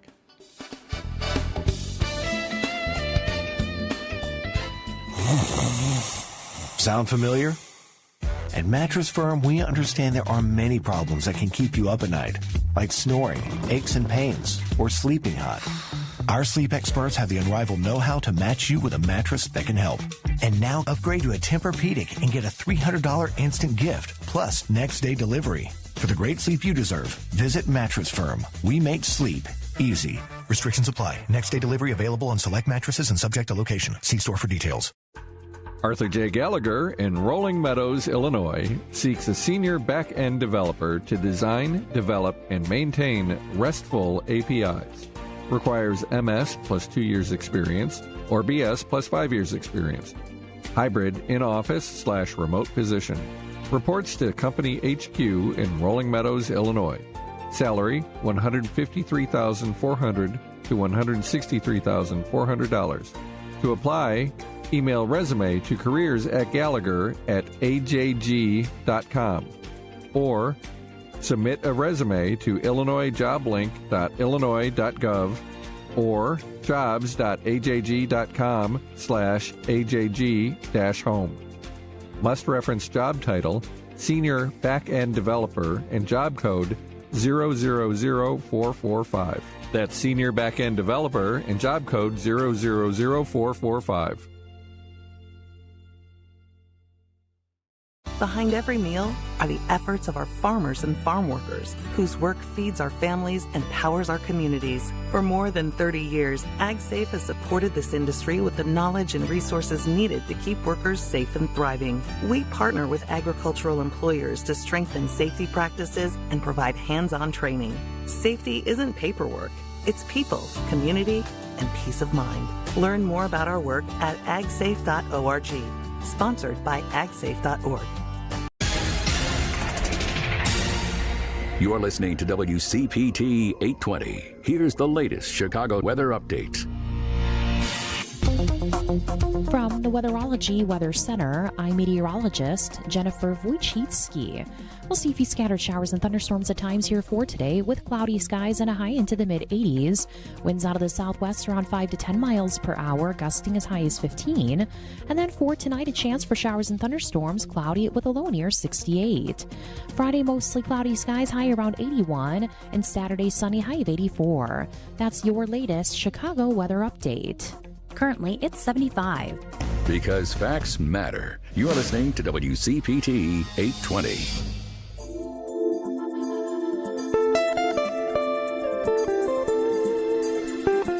All right, guys, welcome back to Choose Views. If you're just tuning in, I'm Richard Chu. Thanks to Steve Phillips. Wow, what a what a thoughtful guy. All the things that I could label him as. So check him out, and you can go to his website. He's got just some great writing, bestseller, New York Times bestseller, and wonderful columnist and strategist as well. Obviously, you can hear by the work that he's done with various elections, and also to Mike Nellis, another great strategist and thinker, host of Endless Urgency, and someone that I use this phrase often, but it's appropriate, sleeves rolled up and digging in to help people. I said at the top of the show, this is a person that's actually helping people's lives. Kate Lincoln-Goldfinch, one of the top, if not top, maybe my favorite, so I'm going to say she's top immigration attorneys in the country. Kate, welcome back to Choose Views. Glad to be with you this morning. Hey, good morning. How you doing? Sorry I'm late. You're not late. You're here. No, you're fine. You're fine. I'm good. I'm good. I'm excited about our conversation. I know we don't have all the time in the world. We can have you on for hours to talk about all that's happening right now. But I'm glad you're back, and I know you've been super busy the last few weeks since we had you on. Give us an update. Give us a state of the union in terms of what you've been working on. I know we've got a couple things I want to ask you, but give us an update of what's happening. I would say it's worse than ever before in terms of people being taken. The detentions are up, and the way that people are getting detained mostly is through traffic stops. And it's thousands a day, and they're taken from their families and they're being put into detention centers. 2 days ago, I think it was, another person was killed by ICE. His name was Lorenzo Salgado Araujo. He's a man from Mexico who's been in this country for 35 years, 3 U.S. citizen sons, driving his construction crew, and ICE shot and killed him, and then claimed that he was weaponizing his vehicle, which there is no evidence of. So that is the big, sad, heartbreaking news of the moment, that these ICE agents just continue to be untrained and unchecked. And people are dying on the streets and in detention. And when something like the Lorenzo killing happens, people do pay attention. So there are eyes on the situation right now, but it does start to feel in the interim like these invisible takings of people aren't as known publicly, and that I don't know if your audience feels this way, that the immigration conversation quiets down a little bit when people aren't, being murdered on the streets, or there aren't raids and things like that, but more and more people are being taken. And that's the part I think that's been really hard to witness, is that it's happening and there isn't the same public outrage in the in-between moments. Well, you said something the last time you were on that I think was, I know you're the first person that I heard say it, which is even though the fact that we're not seeing it on television or we're not seeing it on our phones doesn't mean that it's not happening. And you said, which I've been trying to repeat as much as possible, and in many ways it's actually more things that are happening. We're just not seeing them like we were with, obviously the 2 cases up in Minneapolis, Minnesota, the one here in Chicago, and all that. And, I'm not a conspiracy person, but I just look at things and go, there's a plan here. And what's my point? Corporate media isn't covering things as much as they were. And I think that that's by design. When we look at this is so Kate, when I've said that the consolidation of media isn't just about, what shows you're going to watch in terms of your streaming and all that, it's about the coverage of news. It's about coverage of issues. And I dare say that when you look at a CBS and Barry Weiss and all that's happening, we have enough evidence. Scott Pelley, spilled the tea when he said that she's been trying hard to get them to say things a certain way and not cover certain stories a certain way. To me, this is where the consolidation is an issue, because now corporate media, I feel like they've basically retreated from covering the things that are happening on the ground when it comes to people being grabbed and these shootings. I mean, tell me your thoughts there. I think that that's certainly true, that corporate media is taking over and is not covering these things. And I think that what happens in these sort of vacuums of real information is that people get into their echo chambers on social media, and they believe the lies that they tell each other. And I remember I was on a conservative, God, what's his name? Leland something or other. He's a conservative talk radio guy. And I was telling him that I personally had heard of 3 stories of children left behind when their parents were taken by the police.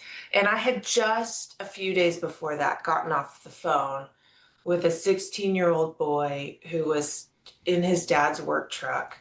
He and his brother, who was just over 18, and himself, and his dad got pulled over, And they left his dad's work truck and this boy on the side of the road who doesn't have a driver's license. And they took his dad and his brother.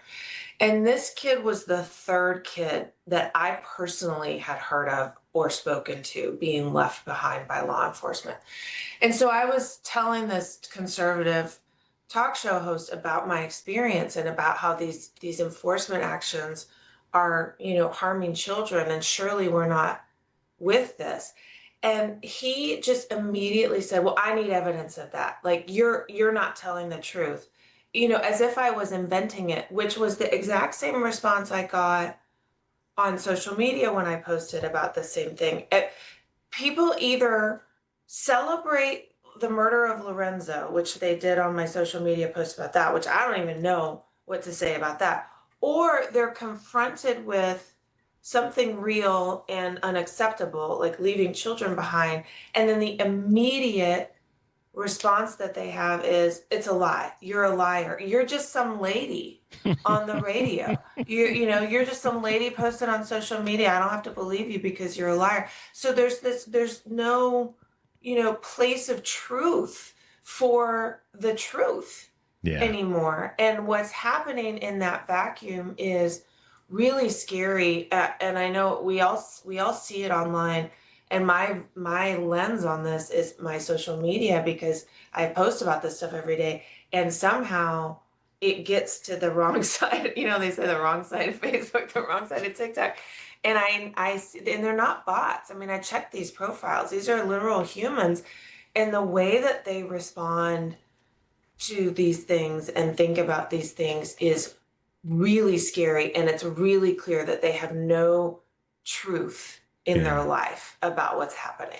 There's no quote unquote North Star, if you will, of truth and that's, it seems like everybody's saying, I think everybody's saying a version of that there's no sort of central bank, if you will, that we can go, yeah, we know that that's the truth, or we know that that's not true, or parts of it are need to be challenged.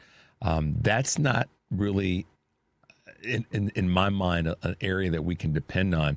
And the consolidation of media, corporate media specifically, is amplifying that reality that there isn't a real place to go, because it doesn't seem as though. And then I have to be specific and say CBS is at the front of the line of not allowing its journalists to speak the truth based on the facts that they've researched. I mean, the Scott Pelley situation was, if there wasn't Don Lemon gets fired. We've got other folks that have had things happen, gets arrested, and there's other things that, like I said, but the thing with Scott Pelley to me was really, if we needed an eye opener about how the media is been compromised, and CBS specifically, and its connection to Paramount and the Ellison family and the White House, that truth doesn't really seem to matter right now.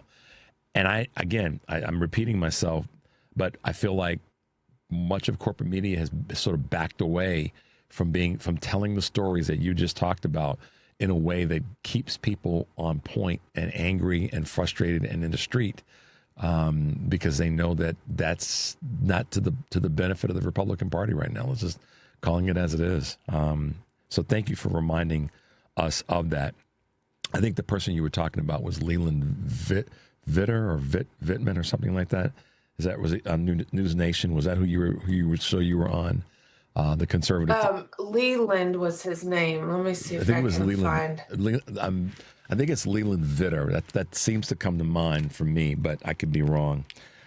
He's in Louisville. WHAS Radio was his name. Okay. I kind of went off on him. Well, yeah, because that's where I'm going. I'm not going to let you get away from that, because I check out the stuff that you post, and I'm here to tell you guys need to go and check out Kate's post, because she rarely gets she rarely goes down that path where she publicly will dress somebody down. But this was one of those moments where she did. And she got to get some salty language involved in the process, too, which I thought was spot on, Kate. So kudos to you for defending not only yourself, but defending what you believe and what you posted. So I do say thank you for that, because sometimes you just got to let people know you're not going to cross that line with me. And with the work that you do, it's about the work that you do. And when that's challenged and people say, oh, no, that's not happening, you're on the ground. You see it literally every day, Monday through Sunday. So I just got to give you your flowers there. Kate, let's take a quick break. When we come back, I got to get your thoughts on birthright citizenship and what's happening there. I want to talk a little bit about how you're navigating some of your work with businesses and how they're being impacted by what's happening with immigration. 773-763-9278 is a number. You're listening to Choose Views on WCPT AM 820 in Chicago and WARR 1520 AM and 103.5 FM from Warren County, North Carolina, and AM 950, the progressive voice of Minnesota. I'm talking with immigration attorney Kate Lincoln-Goldfinch. We'll be right back.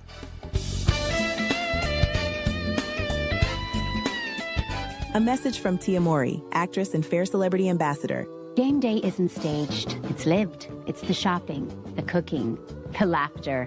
For families managing food allergy, that same spirit of preparation means everything.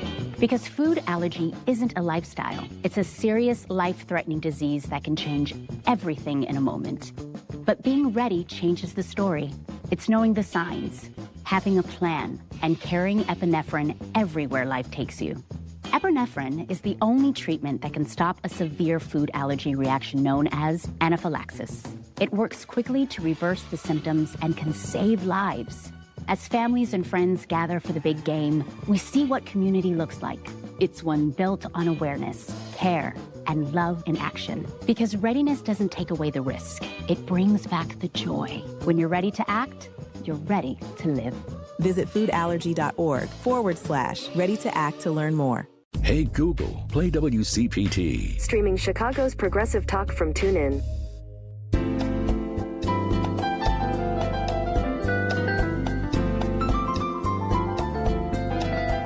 All right, guys, welcome back to Choose Views. If you're just tuning in, I'm Richard Chu. We're talking with Kate Lincoln-Goldfinch, who is one of those leading voices and an immigration attorney for all of our country, but she's based in Austin, Texas. Kate, obviously the 6-3 decision with regard to birthright citizenship was a huge relief, a deep breath for all of us.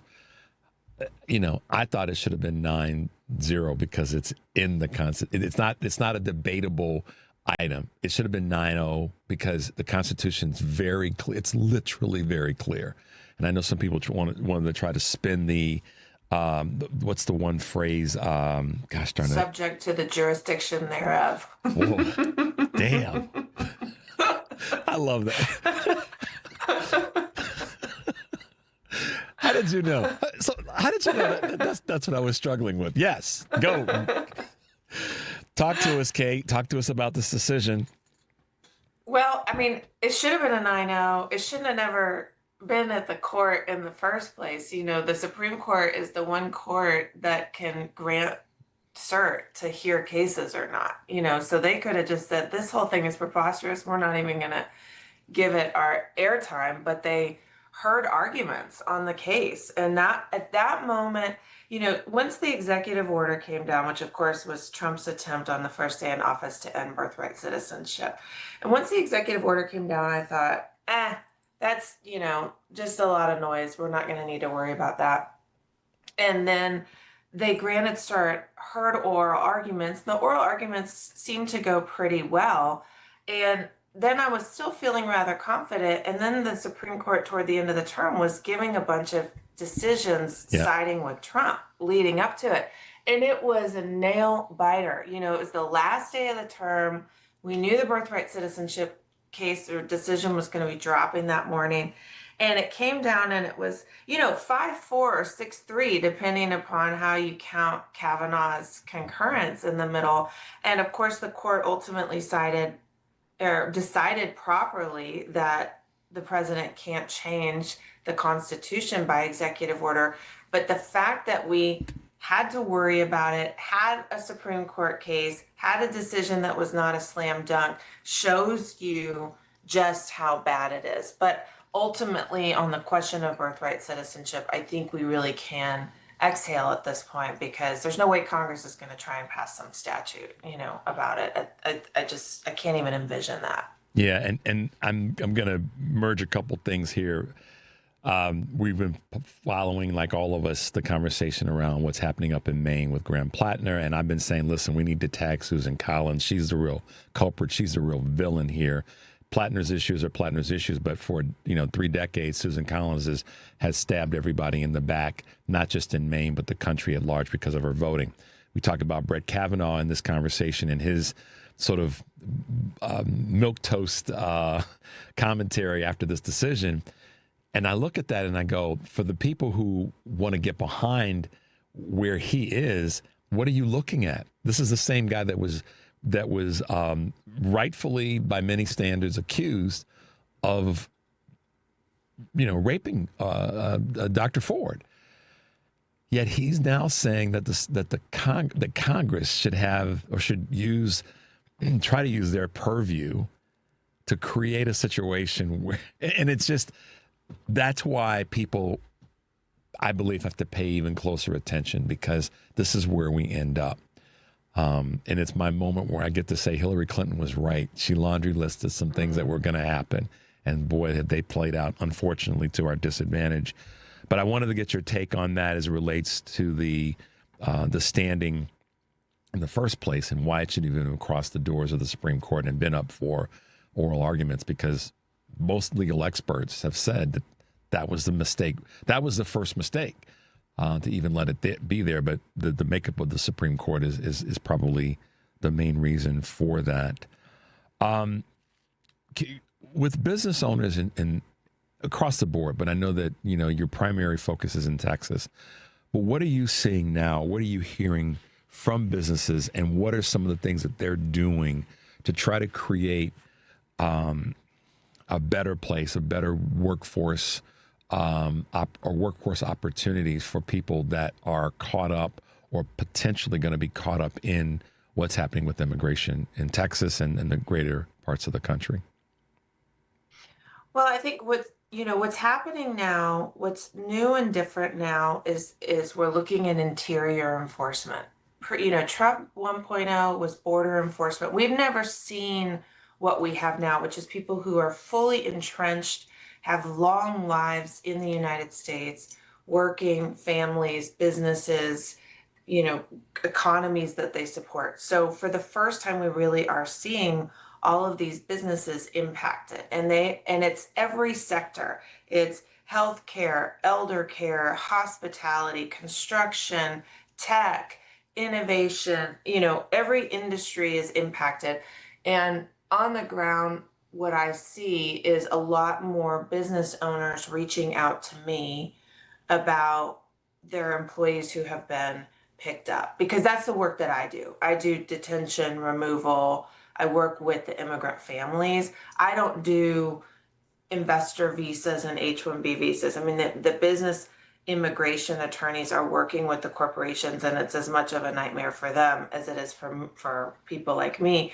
But what I'm seeing is the small business owners who heavily rely on these people and care deeply about them. That kid I told you about, the 16-year-old who was left on the side of the road, the employer of his dad that same day called me crying. It's a fencing company. The employer did. And he said, the employer was crying. And he's like, we just did a whole fence on the elementary school around the corner together. This man matters to me. And that's what I'm seeing, is the employers who deeply care about and love and also depend upon these employees, and they're doing things like, can I pay for this service? What can I do? But it's just as much as these families are being impacted, small businesses and industries are being impacted, of course. Are you, I guess this is, how do I want to phrase this question? Are there preemptive things that businesses are doing or that you're helping them do and or be prepared for in the event that someone that is a part of their employment gets snatched or gets detained even for the day? What are you sort of trying to do to help in that space? Yeah, we've done, so we do a lot of resource dissemination. So we have a workplace safety packet. It's all available. I don't know if you want me to give the website, but Yeah, it's free for absolutely. download. It's abogada means attorney in Spanish.com. And there's a resources page that has the WorkSafe packet, which has the sign you can post on the private areas of a business, because a private area of a business is just like a house. It's protected in the same way constitutionally. So we've done that for businesses. We're doing the safety planning packets, of course, for the immigrants themselves, which protects children and liberty, but also we're rolling out an asset and pet protection part of the packet, so that because there's this this idea, people often ask me, like, how do you get paid for what you do, with this idea that immigrants are indigent or they don't have money, when in fact immigrants are very resourceful, responsible. They often have more savings. And I know this, I ran a bankruptcy practice for a long time. I had no immigrant clients in my bankruptcy practice. But immigrants are as concerned about the house that they bought, the car that they own, the business that they run, as they are with what happens if I get picked up. So we're also talking to people about durable power of attorney and how do you get access to your bank account if you get detained. So that's kind of the pre-work that we're doing right now. That's we all laughed in the studio when you said that, and laughing in favor of, and once again, that embracing laugh of our brothers and sisters who are immigrants from the southern border, as much as immigrants from our other three that we have. People forget about that sometimes, Kate. I know you don't, but we got three other borders, and folks are coming from different parts of the planet to the United States. And that leads me to this last little question I'm going to ask you. It's a quick one, and then we'll let you go. But are you seeing numbers of are you seeing our immigrant numbers decline from countries, from European countries? Is there anything out there that you've seen that's showing a reduction because folks are saying, you know what, right now I don't want to test the waters in the United States? Yes, for sure. That is definitely happening. And I don't have the latest statistics on that. I just know sort of like through fuzzy memory what I've seen over the years, but the student visas are declining. People are choosing not to come here and study because they don't want to come here. They're afraid that they're going to lose their visas. The employment visas have been impacted. The $100,000 fee for H-1B visas that then got struck down. So professional workers who would come here are not coming. People are preferring to go to Canada. And visitors are also choosing not to come here because Europeans have been detained and treated very badly. So all levels of immigrant, from the high-level tech investor, worker, to the visitor, are electing like, you know what, I think I'm just not going to bother with that right now. And so I don't have the stats on that, but that's definitely happening, and it's impacting us from an economic tourism perspective and also from a labor force perspective. Yeah, for sure. Kate Lincoln-Goldfinch, we need 3 hours to talk about all that's going on, but we thank you so much. I say this to you all the time, and I mean it. We appreciate your hard work. We know how hard it is from what you've told us to do what you're doing, but thanks as always for being with us this morning. And just stay safe, okay? We look forward to talking to you again soon. Thanks. I always love talking to you too. So all right. See you soon. See you soon. All right, Kate. Talk to you soon. Okay. All right. Bye-bye. Bye-bye. Guys, thanks to Kate, of course. Thanks to Mike Nellis, and thanks to Steve Phillips for riding with us this morning. I got to give my shout out to my man, Matty B, who's filling in for Henry because they're shifting things around. The chess pieces are moving all over the place. And Mike Mercado is the mad scientist that's helping this show sound and look good. So I got to give my praises to my guys, our team, every single day.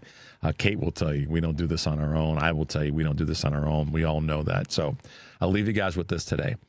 Find the people you're going to shoulder up with, because that makes the difference. Be connected to the people that are going to help you accomplish the things that you're working on. Maddie B and I were talking about this earlier. And let's stay focused on the prize, or the prizes that we have in front of us.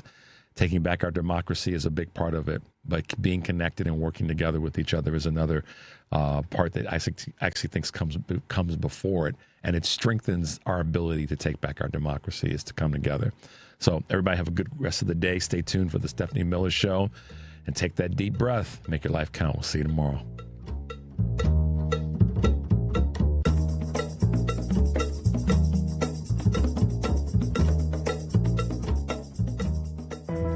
Many of our U.S. veterans and service members face challenges, mental health struggles, housing obstacles, food insecurity, and social isolation, to name just a few. I'm Bob Woodruff. My family and I started the Bob Woodruff Foundation in 2006 after I sustained a life-threatening injury while reporting from Iraq. Our service members had my back that day, and we need to have theirs now more than ever. At our foundation, we invest in solutions, so learn more about our work at bobwoodrufffoundation.org/success. It's 4 a.m., Monday, and you're literally sucking baby snot through a tube because she's congested. Man, that's love. And if you love her that much, love her enough to make sure she's buckled in the right car seat. To make sure your child's in the right seat for their age and size, visit nhtsa.gov/the right seat. Show them you love them. Keep them safe. Visit nhtsa.gov/the right seat. Brought to you by the National Highway Traffic Safety Administration and the Ad Council. For the ones who get it done, Grainger offers the professional-grade products you need, delivered when and where you need them. Call and click Grainger.com or just stop by. AP News, I'm Marcela Sanchez. An Iranian official accused the U.S. of launching an airstrike today, targeting the area around Iran's sole nuclear power plant. Earlier in the day, the U.S. launched new airstrikes against Iran. Tehran responded by targeting Bahrain, Kuwait, and Qatar. The strikes came hours after President Trump said recent Iranian attacks on ships in the Strait of Hormuz signaled the end of a fragile ceasefire. In Utah, the week-long preliminary hearing for the man accused of killing conservative activist Charlie Kirk continues today. Prosecutors are planning to play audio clips in open court of law enforcement officials interviewing Tyler Robinson's roommate. The AP's Lisa Dwyer reports on what was shown in court yesterday. At a weeks-long hearing in which prosecutors must prove that they have enough evidence to try Tyler Robinson and the killing of conservative activist Charlie Kirk, prosecutors played a video clip in court of Robinson after he turned himself in a day after the shooting. Deputy Utah County Attorney Lauren Hunt questioned Agent Brian Davis with the Utah State Bureau of Investigation. Was he formally arrested at that time?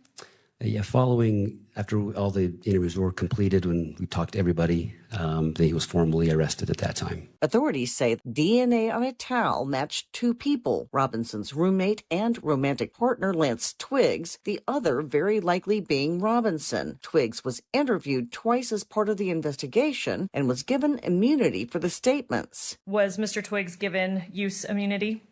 Yes, he was. I'm Lisa Dwyer. Maine Democrats are planning a convention to pick a new Senate candidate. Graham Plattner announced yesterday that he was dropping out of the Senate race.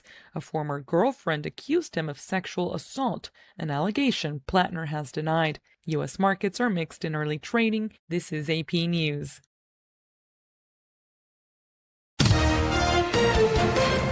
AP Sports, I'm Donna Warder. In baseball, Joey Bart hit a two-run home run with 2 outs in the 8th inning to lift NL East leading Atlanta to a win. Pittsburgh starter Jared Jones pitched 6 perfect innings before being lifted. In other action, it was the Rays 3, Yankees nothing, Marlins 2, Mariners 0, and the Cubs 9, Orioles 7. In Wimbledon, Taylor Fritz in the quarterfinals lost to Alexander Zverev 6-4, 6-4, 6-2. Number 6 seed Fritz says things just didn't go his way. Yeah, I mean, I don't really know what to say. I feel like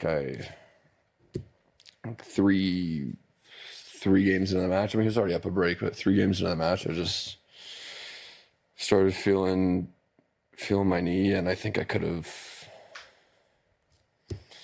still probably think I could have played a lot better through the issue. I'm Donna Warder, AP Sports. This is 820 AM, WCPT Willow Springs, and streaming worldwide at WCPT820.com. We are Chicago's progressive talk, where facts matter. Now, your WCPT 820 weather update. From the Weatherology Weather Center, I'm meteorologist Jennifer Wojcicki. We'll see a few scattered showers and thunderstorms at times here for today, with cloudy skies and a high into the mid-80s. Winds out of the southwest around 5 to 10 miles per hour, gusting as high as 15. And then for tonight, a chance for showers and thunderstorms, cloudy with a low near 68. Friday, mostly cloudy skies, high around 81. And Saturday, sunny, high of 84. That's your latest Chicago weather update. Currently, it's 75. This is Chicago's Progressive Talk, 820 AM, WCPT Willow Springs, and online at WCPT820.com, where facts matter. If you're purchasing a new home or refinancing your existing home, you need to call Team Hochberg, your trusted local lender. Corey called to consolidate his debt and was so happy with my advice, he left me this 5-star Google review. Quote, I was looking to pay off debt, so I reached out to David after listening to his radio show. David called me personally and walked me through my options. He shot it straight. There was no beating around the bush or pushing me to sign anything. If any of my family or friends need anything related to a mortgage, I'll give them David's number because you can't get better or more honest service. Thanks, Corey. I strongly encourage everyone to check out our close to 600 5-star Google reviews from listeners like Corey. Team Hochberg helped Corey and thousands of radio listeners, but we can't help if you don't call 855-563-2843 or visit 56david.com. That's 855-563-2843 or visit 56david.com. Atlantic Coast Mortgage, Equal Housing Lender, NMLS 643114. Check up on health with Chris Whitting. Childhood depression can be difficult for parents to deal with. But psychologist Dr. Deborah Serrani says the challenge can be even greater if your child won't cooperate. Many parents feel that if they can't get their child to comfort talk therapy or to seek antidepressive medication, then all is lost. Just because your child is reluctant, and we generally see these kinds of kids, in middle school and high school, where they kind of dig in and they're like, I'm not going to therapy.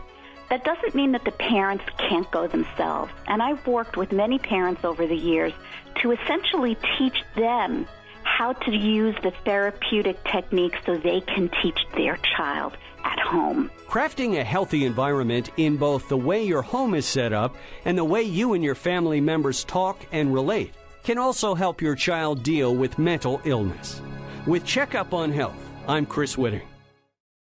It's the Democracy, Stupid, with Edwin Eisendrath. The Oval Office, the inner sanctum of the executive branch, after all, is now draped in gold leaf.